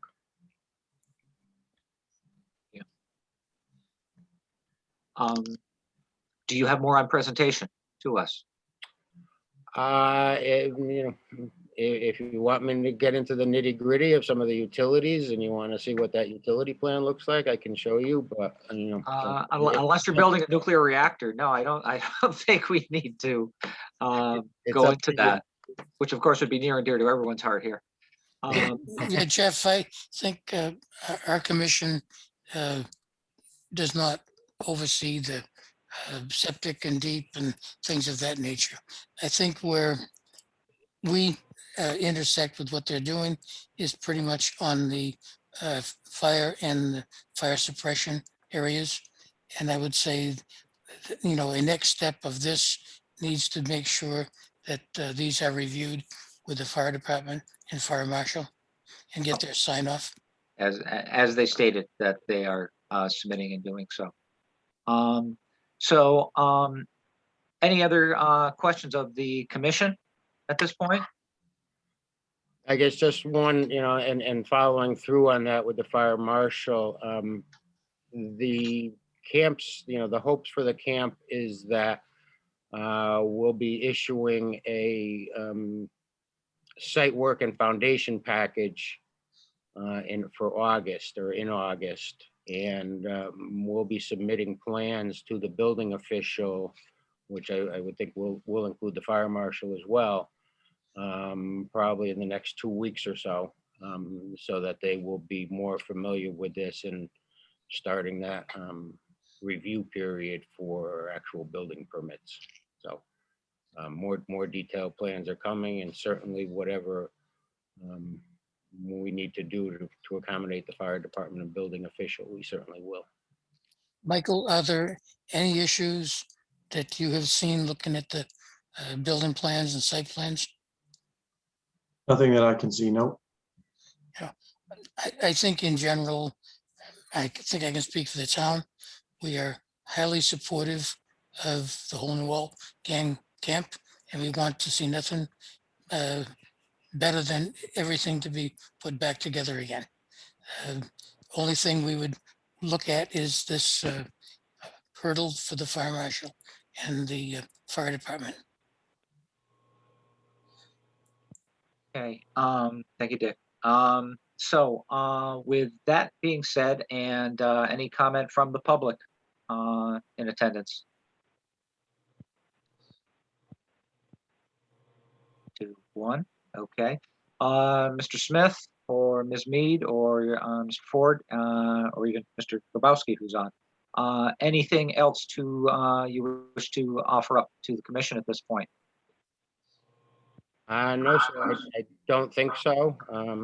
Thank you for your time, and we look forward to bringing this new facility to the town. Okay. Well, again, thank you for your time. Thank you for your presentation. It was very complete, and we appreciate the visuals, especially, always helpful. And to that end, we will close the hearing part for the special permit modification request.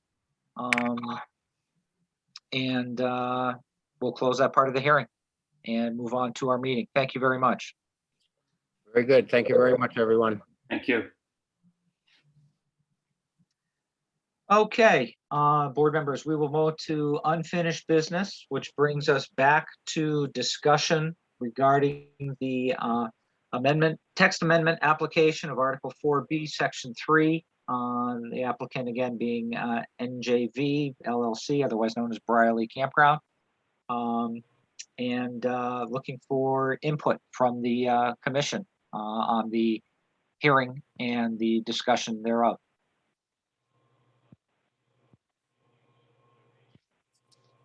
The only thing that seemed to be in contention when we were talking about this was the 100 versus 200 buffer zone. And I think we concluded that the 100 was acceptable, and I would move that be okay. But suggest rather than move.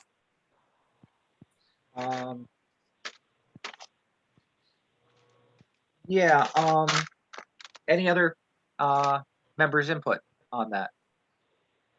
Oh, I'm sorry, yes. This is Go ahead, Doug. the only comments that I was saving. I was going to bring up earlier, but you recommended I wait. Is the application cites a new section 10 in Article 4B, but we already have a section 10, so this would be section 11. And then in their section E under noise, as with the revisions of the regs we just made, I'm hung up on the specific word nuisance.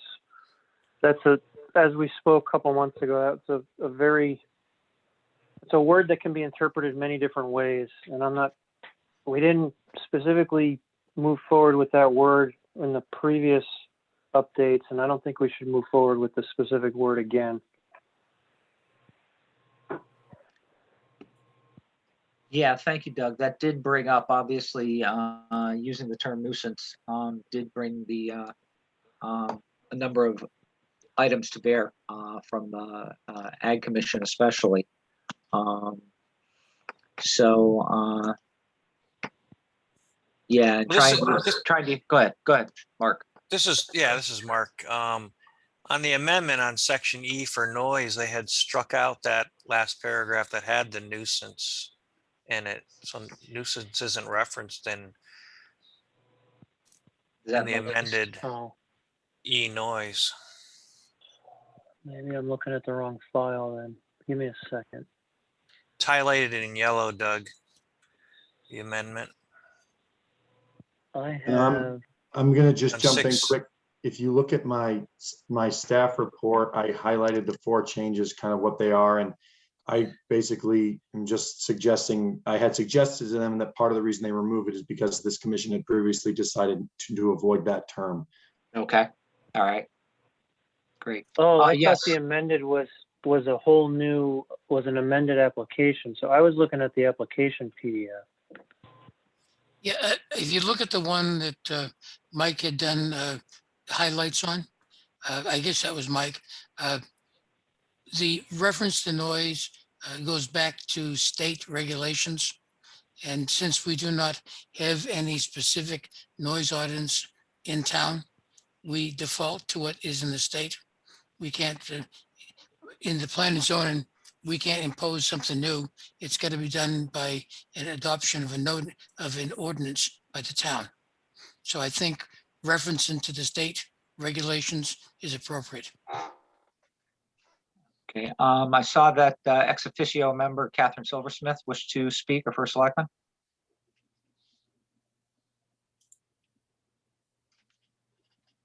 You're on mute, Catherine.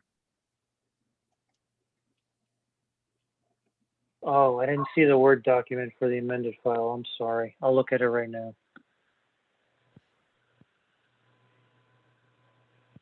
I've come off mute. I wanted to look at this as well.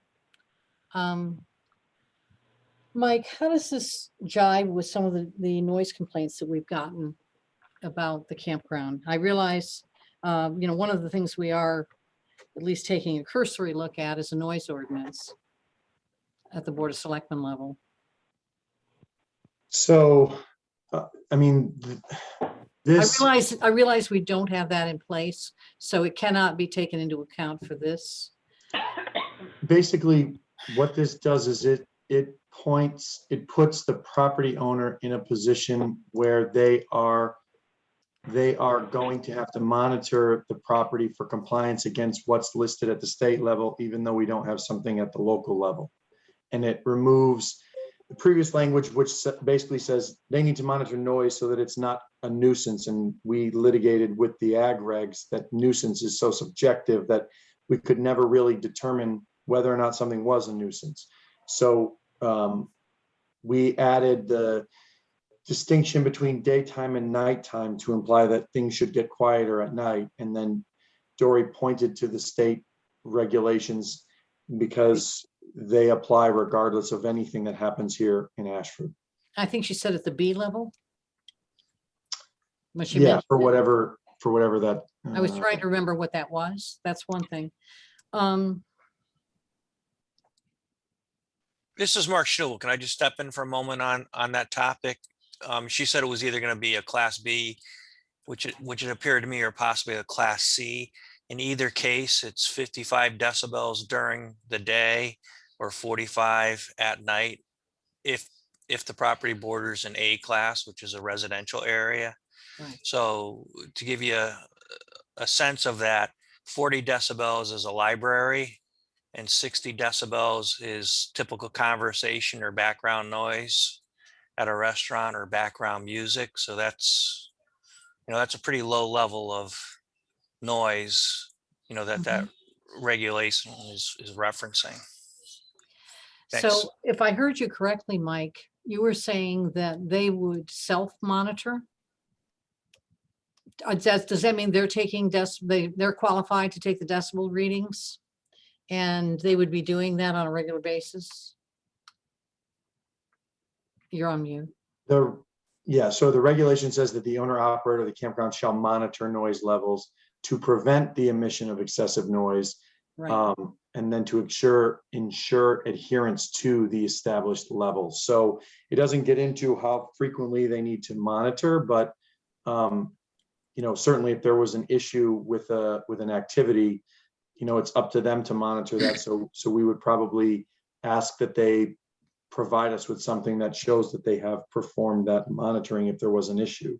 That would be good, because what we have is a situation where people call and complain about the noise, and they call the police or whatever, and they go out, and at that point in time, either the noise is turned down or they ask them to turn it down. You And I also, know, you and I also, know that Brian has made some significant effort to make his start the concerts earlier and end them earlier, particularly when there are no leaves on the trees and the sound carries further. And also that they're building another component there that that will muffle the noise as well. Just not only do we get calls here, but also our state rep has been contacted by a couple of individuals. So just wanted to make you aware. so again, for the request, thank you, First Selectman Silversmith. For the processes of this application, for the amendment, again, they are, we've taken away nuisance. They've fallen under the auspices of the DEP state requirements for noise as a monitoring and as a guidance for leveling or keeping their noise at a certain level. Lighting was put down to follow the regulations, the current regulations for lighting in the residential area. The buffer itself, the reduction from 200 to 100 seem to meet most of the commission's concerns or requirements, or looking at it in a real time as opposed to years ago placement of such requirements, that it more falls in line with, still more than, is more in line with our current setback requirements of any other type of zoning regulation. And again, looking for any other input from the commission itself regarding this request. Yeah, Jeff, the underlying law on this is that planning and zoning cannot impose regulations on noise beyond what the state does. There can be, on a town basis, an ordinance passed on noise regulation. But even that regulation cannot exceed what the state has deemed to be appropriate on noise regulation. So in essence, there's not a whole lot we can do as planning and zoning in this area. I actually, Mr. Williams, I think there's probably a little bit of wiggle room in there, but not something we would go into in this meeting. Right. The issue so much here is noise. We I'm sorry, certainly Captain, go have, ahead. I think there's, of the 169 municipalities in the state, I believe we have over 50 that have noise ordinances. And they wouldn't have created noise ordinances if they weren't trying to do something a bit more restrictive than the state. And I would suggest the appropriate way to address that is on the town and on the Absolutely. ordinance level, You not are, on you are the, correct. not on planning and zoning. Yeah, you are absolutely correct. I mentioned it only to find out from Mike how this jibed with some of the other things that have gone on there. And I mentioned that because years ago I was obsessed with the, maybe obsessed not the right word, but I was very concerned about the wind turbines at exit 72 and concerned about the noise they may create, and looked into this extensively and Mhm. found that there wasn't a heck of a lot we could do about it. Mhm. When was that? Oh, 5 or 6 years ago. Okay, thank you. So, Mike, in reviewing, hopefully you've gone into some detail in reviewing the proposed amendment. Did you have any concerns as to what was presented by Dory? No, so pretty much a lot of what is been proposed in their June 30th modification is following my discussion with her and Brian. So I had a number of things that I had some questions on. So we went through and workshopped all of the comments that I took back from your comments as a board from the previous hearing. So this is pretty much reflective of all of the things that I had suggested they make changes based on your previous meeting. So other than what I have in the 100-foot buffer that you guys talked about, I don't have anything else. Okay, with that said, I would propose that we accept the modifications as proposed, including the change from 200 to 100-foot buffer. Before we do that, Doug did. I have Janet breaking up. Can anyone hear her okay? No. No, Whether this Janet, belonged in Janet, you're kind of Article breaking 4B up. section. Janet, you sounded like you were about 20 feet underwater. Oh, yeah. You need a second before you have comments. Oh, can you hear me now? I can hear you better, yeah? Okay, never mind. Well, I wanted to refer to Doug's comment about whether Well, this I have a motion on the belonged in floor. Article Excuse me. 4B. Excuse me one Section second. I have a motion on the floor Okay. and I need a second before we open up discussion about the motion. Is there a second on the motion? Second, Mark. Mark, Mark Schnabel. And excuse Mark, me. Is it Mr. Williams that made the motion? yes, it was. And now open for discussion. Janet, go right ahead with your point you wanted to make. Oh, Doug had asked whether this belongs in Article 4B, Section 10, whether that's the right place to put it. That's, I don't have a copy of the new ones in front of me that I'm looking at. So do we already have a section 10, as Doug said? What's the section Yes. 10? 4B. agriculture. Agriculture, So okay. I don't know if this needs a new section. So this would need to be section 11. 4B 11.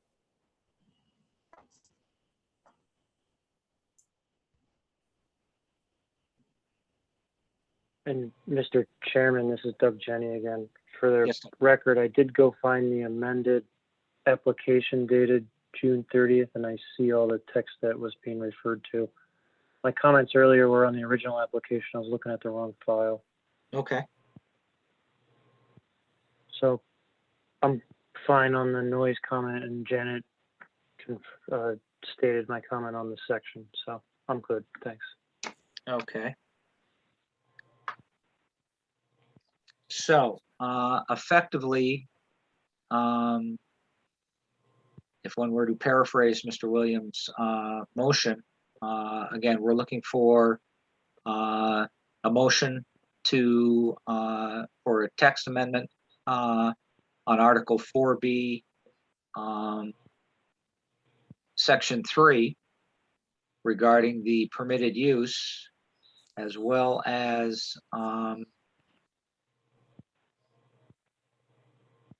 Section 11 under campgrounds, Article 4B, Section 11 for campgrounds, as text as submitted from the June 30th application revision. With the Jeff, provision that we adopt a 100-foot versus 200-foot. Jeff, this is Alex. I think that before we make that, we should have a motion written up exactly what we're voting on. Instead of just going by this little bit, we should have a motion that's written up specifically saying everything.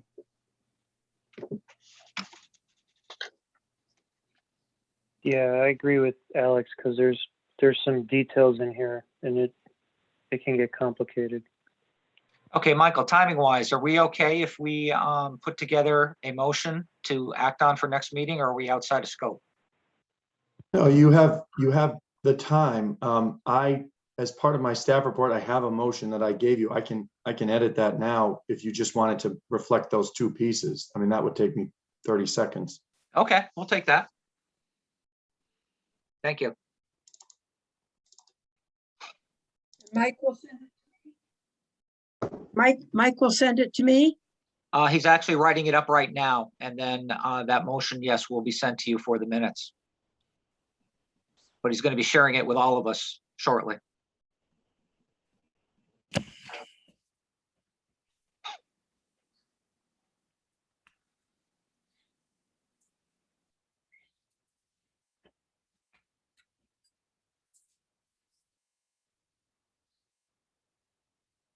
Okay, so we want to make one change to adjust the section. Is that Yes. correct? Yeah, we're changing it from the body of it. Again, it had a change to 4B section 3, which was including it under special permits. And I don't know if that's already in there. And then, yes, the Article 4B changing section 10 to section 11 for campgrounds.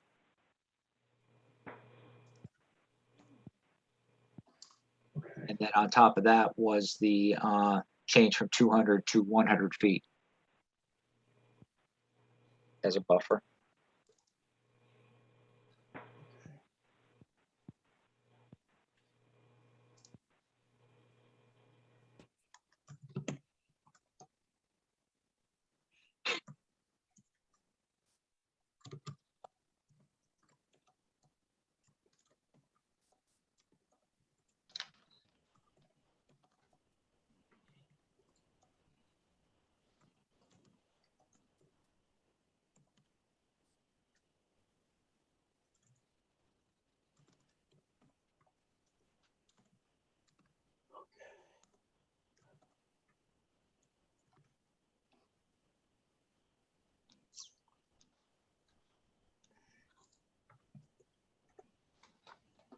Okay, and we're going to change subsection D in the design standards number 1, correct? Correct. Okay.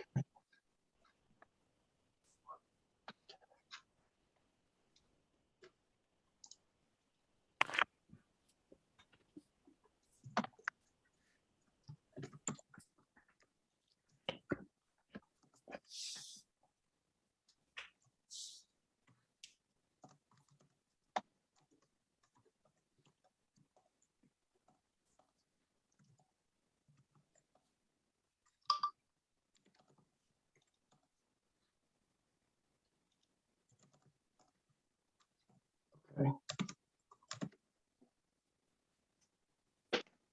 I'm going to share my screen so you can take a look.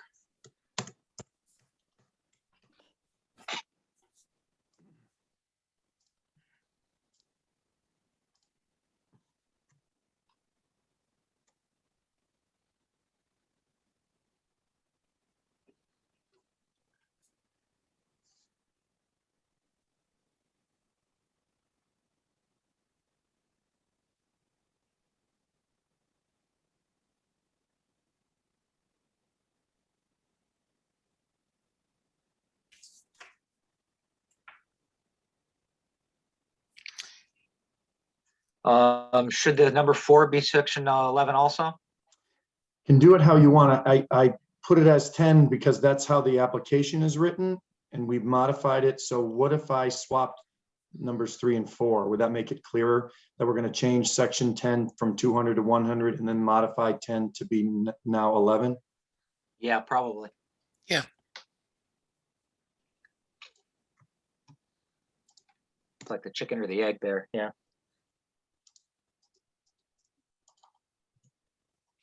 Does that look better? Yeah. Thank you. Is it big enough? Can people read it? Oh, yeah. Should it be that Mr. D'Amato makes the motion then, since he wrote it, or? No, Should no, have- he's scribing for us right now. Thank you. Okay, Keyword being consideration in blue. okay.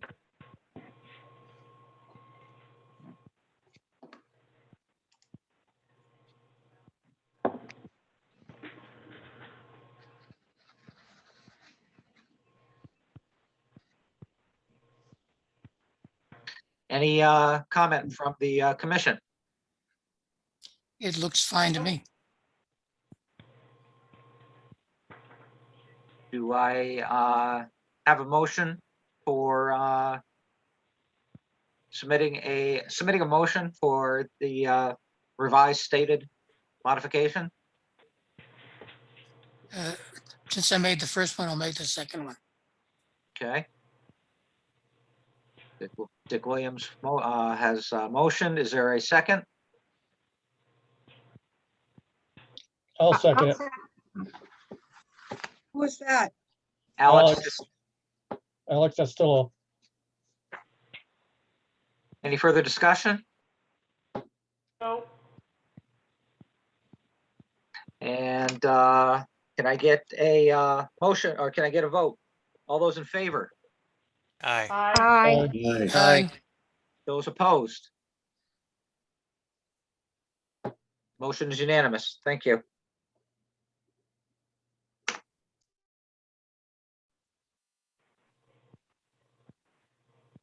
Okay. Any further comment? Okay. So moving on to the Lake District regulations under unfinished business. Michael, did you have something to share? Yeah, so I was fiddling with this over the weekend, so I didn't put it on the drive, but I read through, Dick had asked to kind of try to reincorporate some of what the Coventry regulations have. So basically what I did was let me share my screen so you can follow along. So you have to listen to me jibber jabber. Jibber jabber. Michael, So how old are you? How old are you? old enough to know what that is, I guess, or maybe have guess younger so. siblings. Or well read, one or the other. Go ahead. So I added this piece here for the residential lots. We talked about the allowing a special permit to increase coverage. The key to that being we keep the allowable coverage low, but in certain circumstances, we allow them to go to a higher coverage provided they demonstrate engineering. So I added a line in here which says that you can issue a special permit when it has been demonstrated that such design is in accordance with subsection 5 of this article.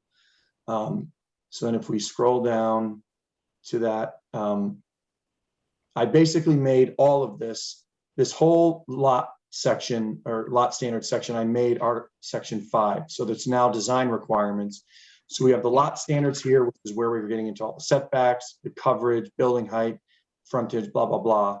We have the projections in yards, which is where we talked about having some of those small things like chimneys, but also like uncovered decks and landings.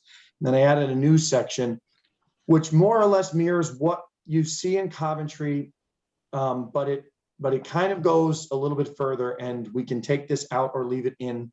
But I think at this point, it probably is best to leave it for the purposes of the hearing, and then we can let the actual Lake District folks kind of weigh in. But basically, it says that they need to be able to design to the satisfaction of the commission that the new runoff generated, basically any new runoff generated beyond the 10%, is going to be collected, treated, and returned to the ground by an appropriate device or devices, which is where you get into rain gardens and infiltration basins and trenches and all these other things. The one difference between Coventry is that I'm including the word treated. So what I don't necessarily want you to do is just take it, put it in the ground and hold it and let it leak back out slowly. Using the word treated means that perhaps there may be some solutions which actually do something to clean the water so that it's actually improving the quality before it goes back into the ground. That will require more engineering and obviously increase costs, but it will increase the quality of the water that's being released back into the water table. into groundwater. So that's something to consider. The Coventry reg gets into calculations and runoff and volume and gallons and all these other things. And it uses an example of 40,000 square feet, which is way beyond anything we're talking here. I think that this achieves the same goal, but is far more simply written. So the last sentence there, the owner applicant shall provide sufficient information to the commission to demonstrate the runoff being generated compared to the capacity of the proposed improvements. So, and I think I missed a word there, but the idea is we're going to ask them to show math. So if they're generating a certain amount of runoff with a new proposed detached garage, we're going to ask them to show that the proposed improvements in this low impact design will actually treat, capture, and handle that same water. So we don't want them to just drop a rain garden in the corner that could handle 60 gallons when they're going to generate 5,000 gallons with their driveway and their garage. So the idea is that there's some conversation that happens there between the applicant and the commission. But I wanted to leave it flexible enough so that if we had a smaller project, you don't have to throw a $10,000 engineering bill at a property owner because they have, let's say, an existing lot that's already at 20% and they want to add a 10 by 12 shed. You know, there may be circumstances where that would be a little bit extreme. And, you know, if we're talking a survey with engineered design and engineering these calculations, I mean, you're talking $5,000, $10,000 for sure in some of these more complicated cases. So I wanted to be cognizant of that. So other than those two things, the regulation is pretty much what we reviewed last month. Yeah, Mike, the key thing that I had observed, and I don't profess to be the expert on the lake districts, but I did spend a couple hours driving around more Lake Chaffee than Ashford Lake. There are a phenomenal number of sheds, outbuildings, garages, and the like, paved, you know, driveways that are on these buildings already. Most of them were put in there without any building permits whatsoever. A lot of them exceed the impervious regulations that we were proposing. So I would be very hesitant to allow more of that rather than review what's been done. So, I mean, I'm willing to look at what you proposed, but I think we'd have to look at it relative to what the impact would be on the existing lots that are out there already.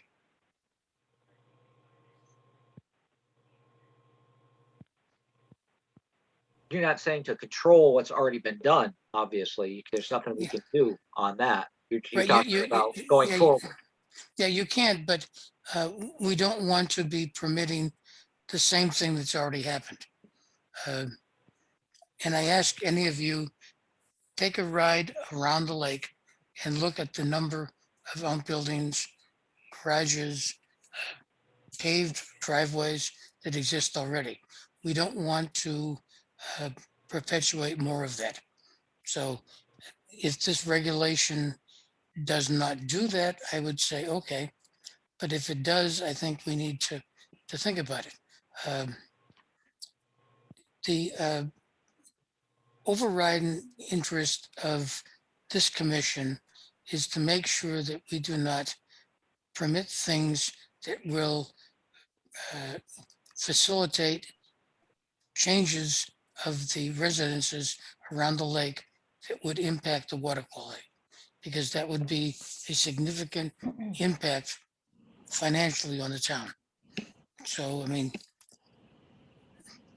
that's So if I something. could just, I don't want to step on you, Dick, but I gotta jump for a few minutes. The plumber's knocking on my door.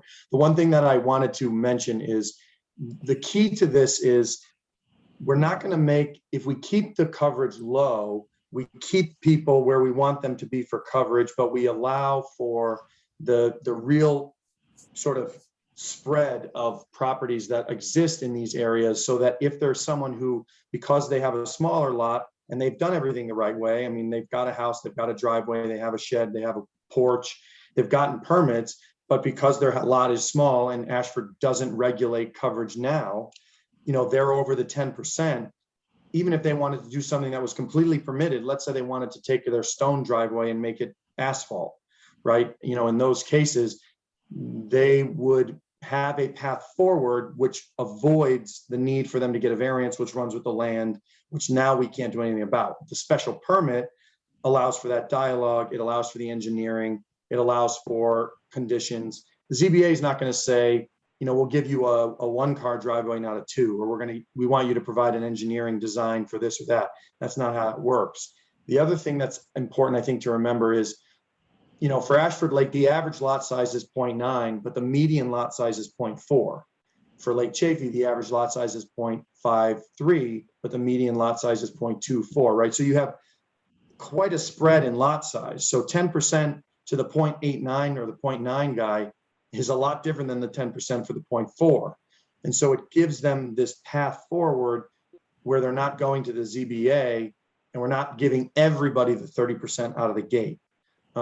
So this is, we have to create some qualifiers so that we pass some of the recent case law, which says we can't just issue waivers when the commission wants. So by creating some of those criteria, you guys are in a position where you can say, we want you to show these designs, we want you to meet these requirements, and then we can issue you the permit without it being a bit of a free-for-all.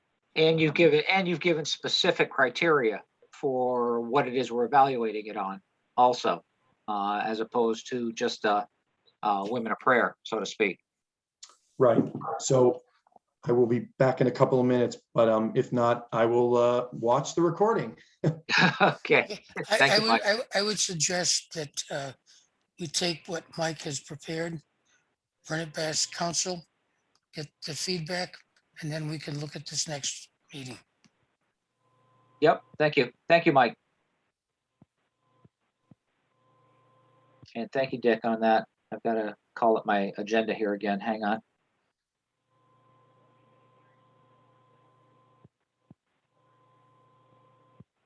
Oh, 2012.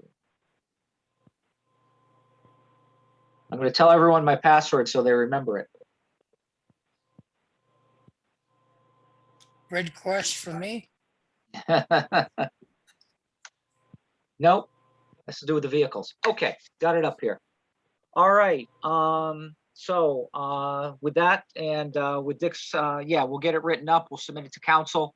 Have Ken Slater take a look at it, and we'll hopefully have some final documentation we can present as a new reg come next meeting after we get that input. Moving along to new business. Discussion on virtual versus in-person meetings per state guidance. And I was going to try and discuss this with the group and would have done my best, but I brought in someone who's had this very, very close relationship with this activity for the town, which is our first selectman, Catherine Silversmith, and she's going to go through some of the guidance. Now, mind you, and she'll probably bring this up also, is that we have some guidance from Halloran and Sage, our legal counsel. We also have guidance from the state somewhat, but there's been some input, more recent input regarding our choices and what the pros and cons of each are, and for that matter of regarding requirements for freedom of information, with that group also looking at the requirements that have been handed down. We remain in compliance with the current meetings that we have. Again, a lot of it has to do with the town giving us resources and facilities to provide whatever mechanism we choose when it comes to in-person.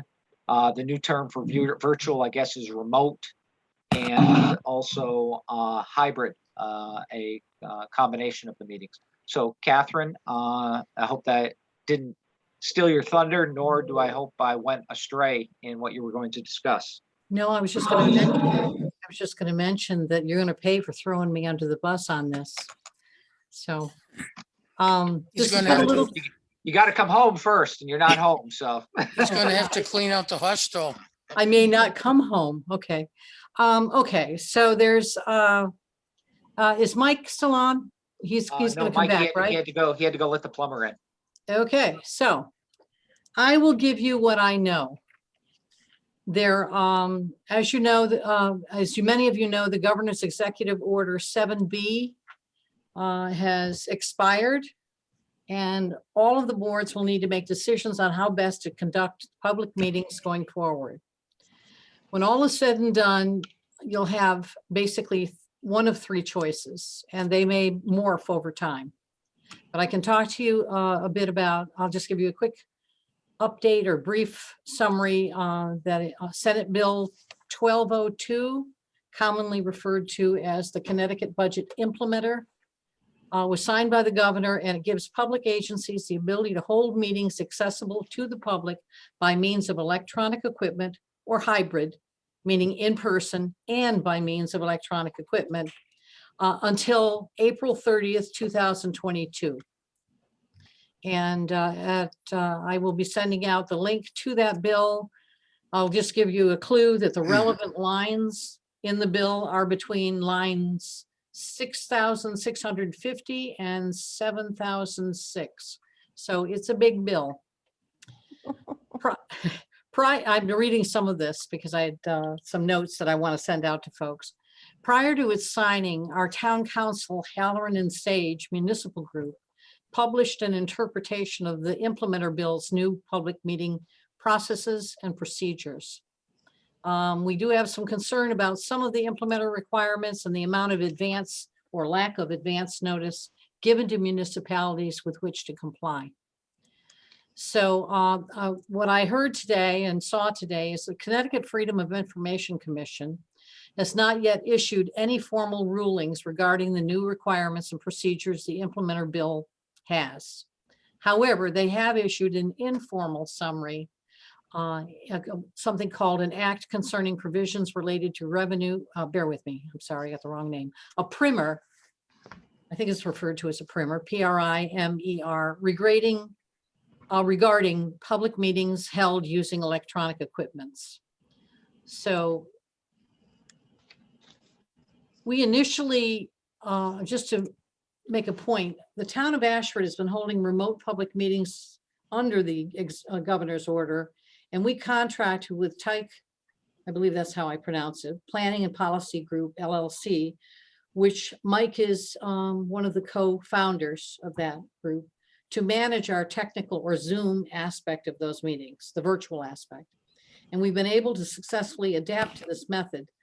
However, now that 7B has expired, we need to make some decisions, and each board will make their own. What I'd like to do is make sure that each board is perfectly aware of what the requirements are for the different types of meetings. So let's start with in-person meetings, and that's just like pre-COVID-19.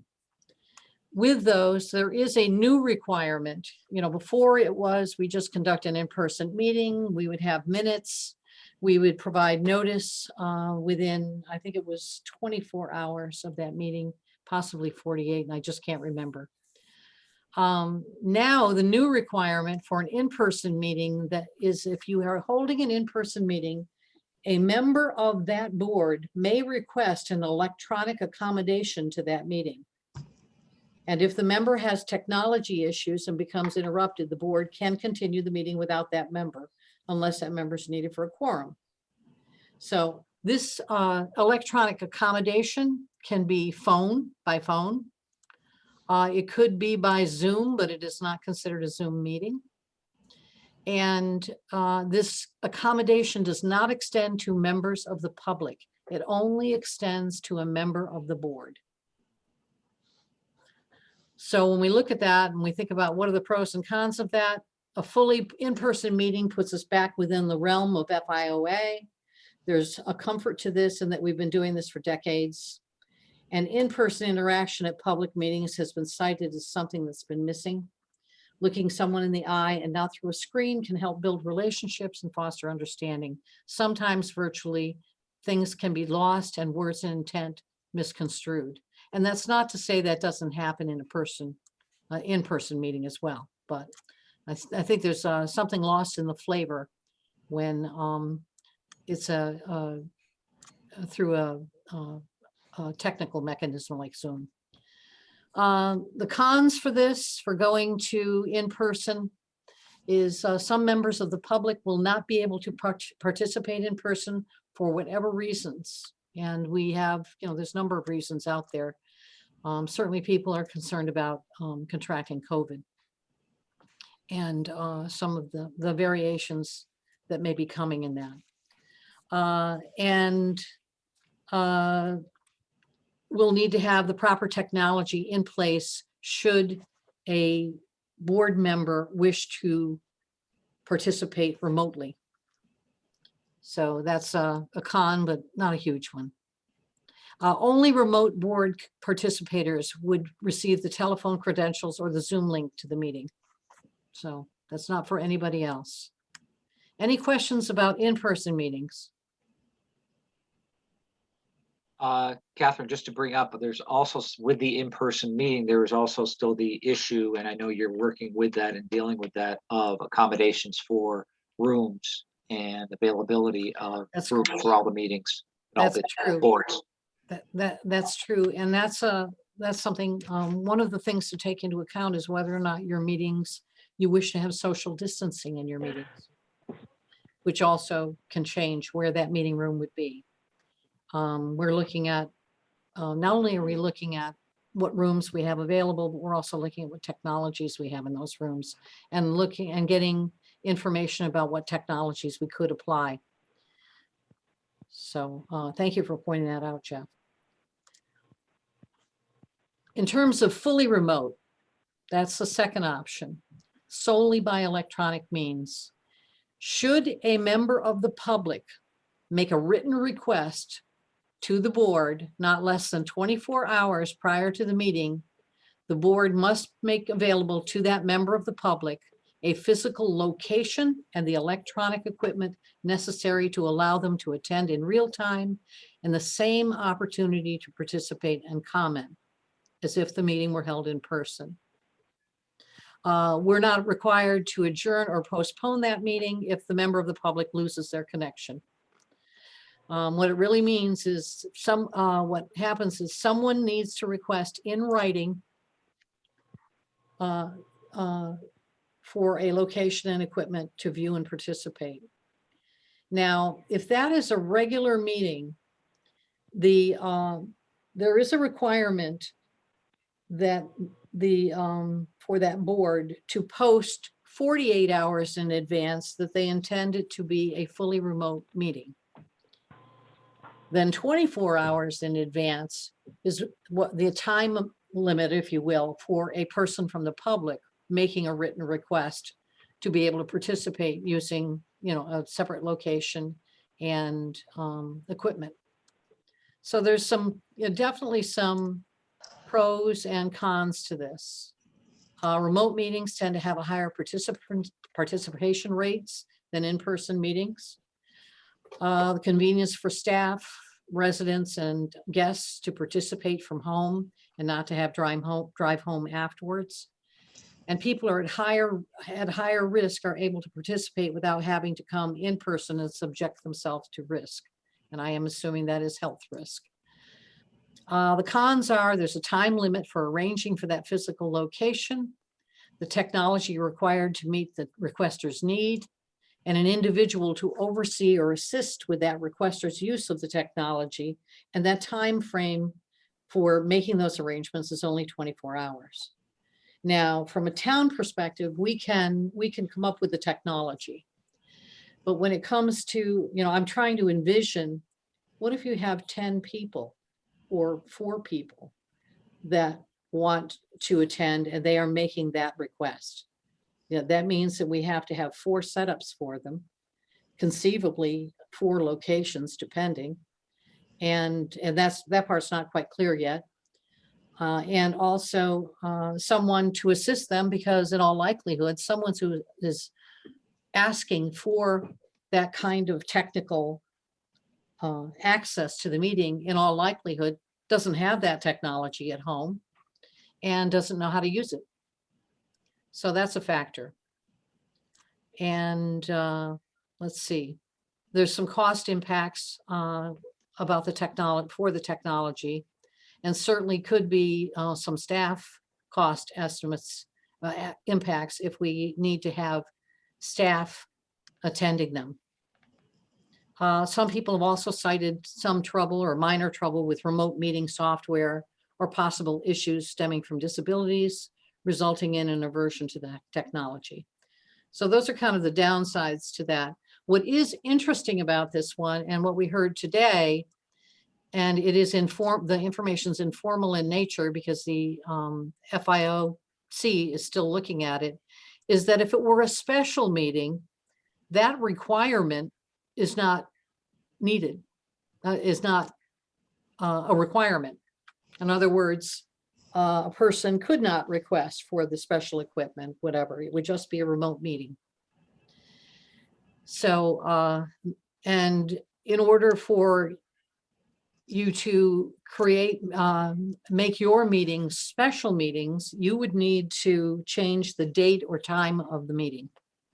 The fact that you're changing, in a sense, the location is almost moot at this point because originally, I believe all of the boards filed with a particular location for their meetings and did not say they were going to be remote. So we've really made an accommodation, and I'm sure almost every town has, if not every town, to say, okay, we changed the rules, you had to go to remote. Therefore, we're not going to have you make every single one of your meetings a special meeting. So, but again, what we discovered today is that certainly from the FOIC's perspective, special meetings don't require that special, meeting of the person's request for a location and the technology to participate in the meeting as if they were in a in-person meeting. And if I may make the comment also, some of the things the members might be thinking about is what is the frequency of someone who after this 14 months that has tried to get into meetings and has been successful in getting into meetings and is used to the technology, even though we all try and like find how to share our screen and everything every time we go into this. What's the likelihood that someone is not facile with the technology that, you know, needs both the technology and a facilitator to provide that for them? But it is even the one request is a simple monkey wrench to mess things up for continuing it just simply a remote meeting. So, and what you have is, you have not, in this particular case of this particular meeting that you're holding, you're really one of the really good ones. In fact, I like your agendas and the way they're done up. You posted your agenda in the proper places, et cetera, within 48 hours of the meeting, outside of 48 hours of the meeting.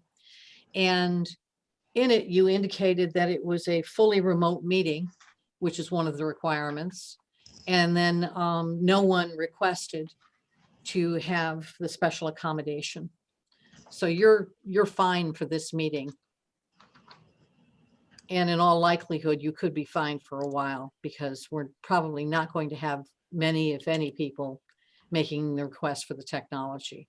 But it only takes one. We will have to plan for that though, because we don't have the technology in place to satisfy them now. The only thing I could think of is in the case of your meeting, if we had one person, I would offer them to come into my office and be able to participate from my workstation. So I would have done that tonight. Hybrid, that's your third option, and that's combined in-person and remote. And there are a number of factors involved in this option, such as who will facilitate the electronic portion while the participants are in the room, keeping in mind cybersecurity, et cetera. Currently, we have TIC Planning and Policy Group managing our Zoom and security portion of all Ashford board meetings, conducted through Zoom, and I forgot what it is, the other type of virtual meeting is, but they do all of that. So there are technology options that we're looking at. I'm talking with Mike and I'm talking with Savage, who are our IT people for the rest of our IT here. And to see what our options really are. And there may be some relatively inexpensive options and there may be some more expensive ones. Regardless of the cost, the American Rescue Plan will can pay for the technology that we need to put in place. It's a matter of how quickly we can get that. So I'm not as concerned about the cost of the technology because it'll be covered. It's more along the lines of, you know, can we get it in place quickly enough? So the pros on this one are depending on the participants' comfort level with attending public meetings in person or attending remotely, almost everyone can be accommodated using a hybrid approach. Those who wish to come in person may be able to do so. Those who wish to stay home and participate may be able to do so as well. The cons are someone needs to be responsible for the setup of the equipment for the meeting. Now we know that we can have a very simple step-by-step checklist documented up as to how to connect in. So let's just say the meeting is being held in the downstairs conference room, the large conference room. So we would have instructions in that conference room and we would make sure that there was equipment available and ready for that meeting. Someone needs to be trained in the use of the technology and be responsible for the meeting happening without interruption. So we know that we have Tyke who are trained in the, bear with me, the Zoom aspect of the meeting and certainly could be involved in other aspects of it. And then we would need to make sure that someone who's involved with the meeting, participating in the meeting or whatever, is also trained to be able to make sure it's set up in the room. So the other thing that I think is a little more awkward is protocols have to be established to ensure decorum and fair participation between remote and in-person participants. Someone may need to monitor the virtual participants to assist the chair in keeping the order of the meeting, which could subject that person to distraction if they're a board member. And in fact, if it were your secretary, that would make it so that she isn't as able to really listen to the meeting because she would be looking to see who wants to speak, etc. So that's something that needs to be considered when you think about hybrid meetings. In general, those are the basic differences.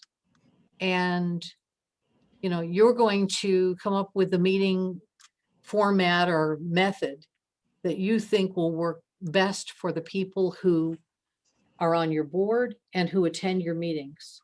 Any meetings, I had a conflict in terms of what I was hearing today from Savage and what I've known to be the case with our Zoom meetings, whether it's a hybrid meeting or whether it's a remote only meeting, those meetings must be recorded. And those recordings need to be put out on our website within, I think it was 7 days, and they need to be there for at least 45 days. Not a whole lot different than what we're doing already. We, in fact, if I have to say anything, I would say that Tyke gets them out there almost immediately. And we've been keeping those out on the site. So there are some options where those can be put out into YouTube, where it won't take up space on our site and it's just as accessible. So that's some of what's being looked at. Let me think if there's anything key. And the other thing is, I mean, there are variations in terms of how we could set up rooms for meetings or the technology. Some could be with a fixed camera. Some could be with a camera that travels and looks at who's talking. And, you know, and if you had a fixed camera of any kind, it would probably be fixed on the board members who are sitting in the room.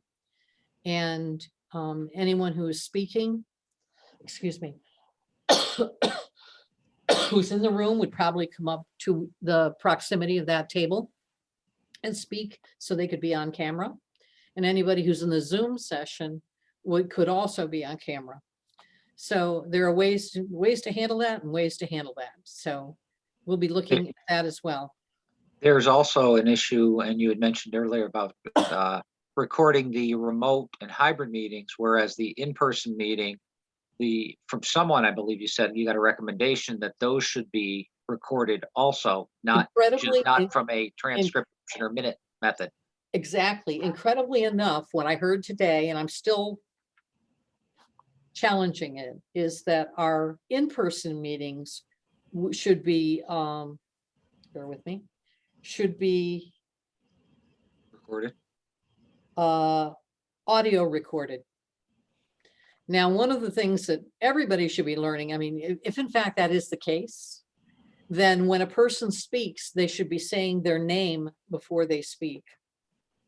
And we should really be doing that during our virtual meetings as well, so people know who's speaking. You know, the camera in this meeting, for example, doesn't zoom to who the person is that's speaking. We did have that, there have been some meetings where it was set up to do that. It is a little confounding because, or let's just say it loses something in that interpretation. Yes, you're looking at the person who's speaking, but you're not seeing the expressions of the other board members or other participants, you know, the audience, so to speak. So, but what I did hear today was that even our in-person meetings needed to be at least audio recorded. And I didn't see that anywhere in the write-up, but I heard it from the Savage Group. And they are actually doing those recordings for other towns. So that I don't know about. But I did want to give you a sense of what some of the rules are. They're a bit different than they used to be. And also what some of the pros and cons are of each approach. Is Mike back on? Catherine? Yes, Catherine. We used to have full video recording of our meetings in the big conference room. Because you're planning and zoning. You're special. But that video recording setup is failed and hasn't been working for a year or two. Right, so we would need to make sure that you have appropriate video recording. Yeah, but I would ask, I know you're looking at a grab bag of funding. Yep. I would put that one on the list of one of the items to fix. Yes, sir. And in fact, when we look at the American Rescue Plan funding, everything is to be COVID related. But COVID related is a kind of an interesting thing. Broadband access, because people were not able to get access, for example, even to these meetings, because they have, they're working with, say, Frontier versus Spectrum. I have to mention the names of the two companies because they're the only two that are providing internet other than maybe a dish. So the people who have Frontier access are having difficulty getting into meetings and whatever. And in fact, our staff, members of our staff who had to work from home during the first wave of COVID, they had difficulty working from home because it didn't work for them. So so pieces of technology like that. So broadband is one. Communications is another. Communications with the community.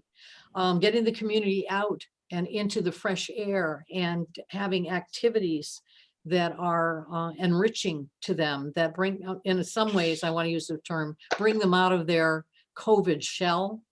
You know, get people interacting again, because people have become so, their families, everything's become so insular. The other things are technology, you know, different technologies. Even something as simple as, for example, in our senior center, we don't have the capacity in our senior center to be able to support people coming in who can help people with their taxes, the experts, they aren't able to access the systems that they need to use in order to be able to provide that support. So that's something that could be fixed. Anything related to our meetings is definitely something that is COVID related. Our HVAC, I'm looking at having assessments done of the 4 larger buildings that we have, which are the town office building, the Knowlton, the senior center, and senior housing. Because there are, to look and see if there are any HVAC issues or if there are any inefficiencies that can be addressed with these funds. Catherine, specifically the planning and zoning. Yeah. Holding meetings in the large conference room in the town hall. Yep. There is a video recording system. I know. It I've used to seen it. work. I'm aware of it. I know it doesn't work properly. Okay, put that on the list of something to fix. And that would be, and that That goes obviously would on, be, that goes on Dick's Christmas list. Got it.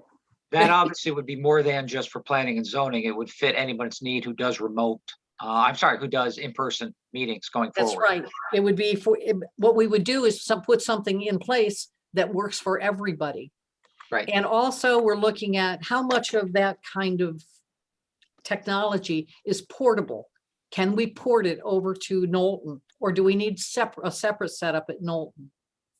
Again, this is the 21st century, and there are some aspects of COVID has actually pushed us to do some things in a different way. And as a result, it's actually expanded the reach of these boards and, the reach to the community. Whether everybody takes advantage of it or not is another story. But the reality is that people who couldn't attend before will have and have had more of an opportunity to attend now. I'm thinking of the people who have kids and can't leave their homes at 7 o'clock at night to come to one of our meetings. Instead, they've been able to dial in. I've seen it definitely with the Board of Ed, definitely with the Board of Finance. And I haven't been in all of the other meetings to see how much of a difference there really is based upon what people used to do. So it is my understanding, though, it has expanded people's ability to be involved. And I always think of that as being a very good thing. So yes, Dick, it's on the list, because it's on the list not only for you, but it's on the list for the others as well. From my perspective, I have to be prepared for at least one board going hybrid. I know of one board that is considering that right now. So if we've got it for one board, we might as well make sure it's there for the other boards as well. So if the technology is portable and it can handle a room like the big room downstairs, it may be able to handle a small room like the selectmen's conference room or the other room that's downstairs, depending on who's having the meeting, where they're having their meeting. So, and again, you have to figure out if you're going to have in-person meetings, are you going to socially distance in those meetings? If so, I think you need to be in the big conference room. I think you need to be there anyway, but that would be the same thing I'd put out to any board. All right. Okay, Very thank good. you for the time. Thank Give me- you for the explanation and the background on it. Obviously, if we probably won't have any more discussion on this for tonight, I asked the board to think about it. Again, Catherine, thank you for your input. Thank you for the background, the pros and cons. Personally, if one group is going to hybrid, I'm just chagrined at the thought, because Don't say it. It's like herding cats right now, and I can't imagine doing it with online and as well as in person in a room like that. However, if one group can do it, then the rest of us can do it. Well, it's got to be well thought out, and we've got to make sure that I'll we've get got. off, I'll get off. Sorry, I'm sorry? I missed that. So yeah, there's difficulty obviously, and as you said, there's pros and cons in both, all three types, and it really needs what the commission wants to do. Do they want participation? Do they, want to maintain that participation level? Do they need the personal interaction? Do they need the combination of both to make it successful for all comers? So again, thank you, Catherine, for that. Again, I'm not asking for necessarily discussion from the group here. I ask you to think about it. I believe we're going to be seeing a letter to the chairs of the different commissions, and I'll try and share that breakdown with you. So you have, as opposed to just discussion here and any notes you might have taken, what it is Actually, that. you heard much of what's in the letter. Right. There'll be some more, but Right, that's but that way you'll have a document that you can look at, say, and both again, look at it, make decisions on pros and cons, and we'll discuss this more at our next meeting. The only other thing I did want to say, Jeff, is that Yes. it's entirely up to your board. Yep. Nobody else. Thank you. Thank you for that. Thank you for the empowerment. Okay, moving on. Last item in new business is from the hearing we just attended, the special permit modification for Article 4B, Section 3A, the applicant being the Hole in the Wall Can Camp.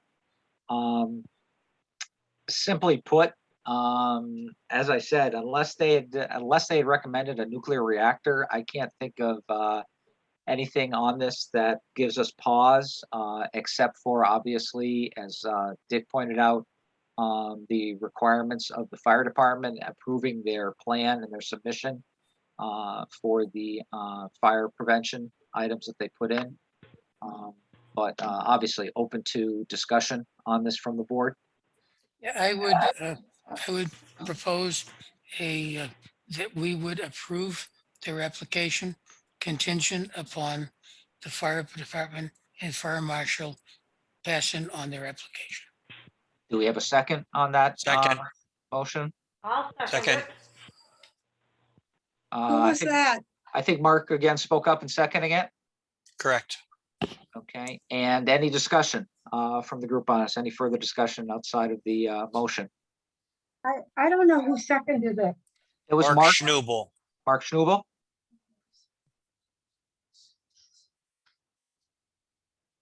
Okay.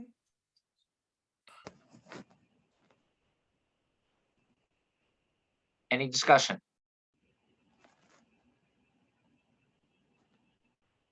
Hearing no discussion, based on the motion that Dick had put out there and Mark seconded regarding approval of the special modification, pending approval by the Ashford Fire Department And fire marshal. and Fire Marshal. All those in favor of approving? Aye. Aye. All those opposed? And motion carries unanimously. Thank you very much. I think Mike is still working with the plumber, so I don't think we have a zoning officer report on this at this time. And I could tell you, I didn't have a chance to talk with him ahead of time, so I don't have a feeling as to where he is on any of the actions that he's working with at this point. The only thing I'll add for information to the group, I find it incredulous that someone's converting the old liquor store on 89 to a residence. Well, it's got 4 walls and a roof, and if you stand on top, you can see the lake. So that puts its property value up, right? I guess it is. It's I've been watching it as I drive by it. It's a interesting housing development.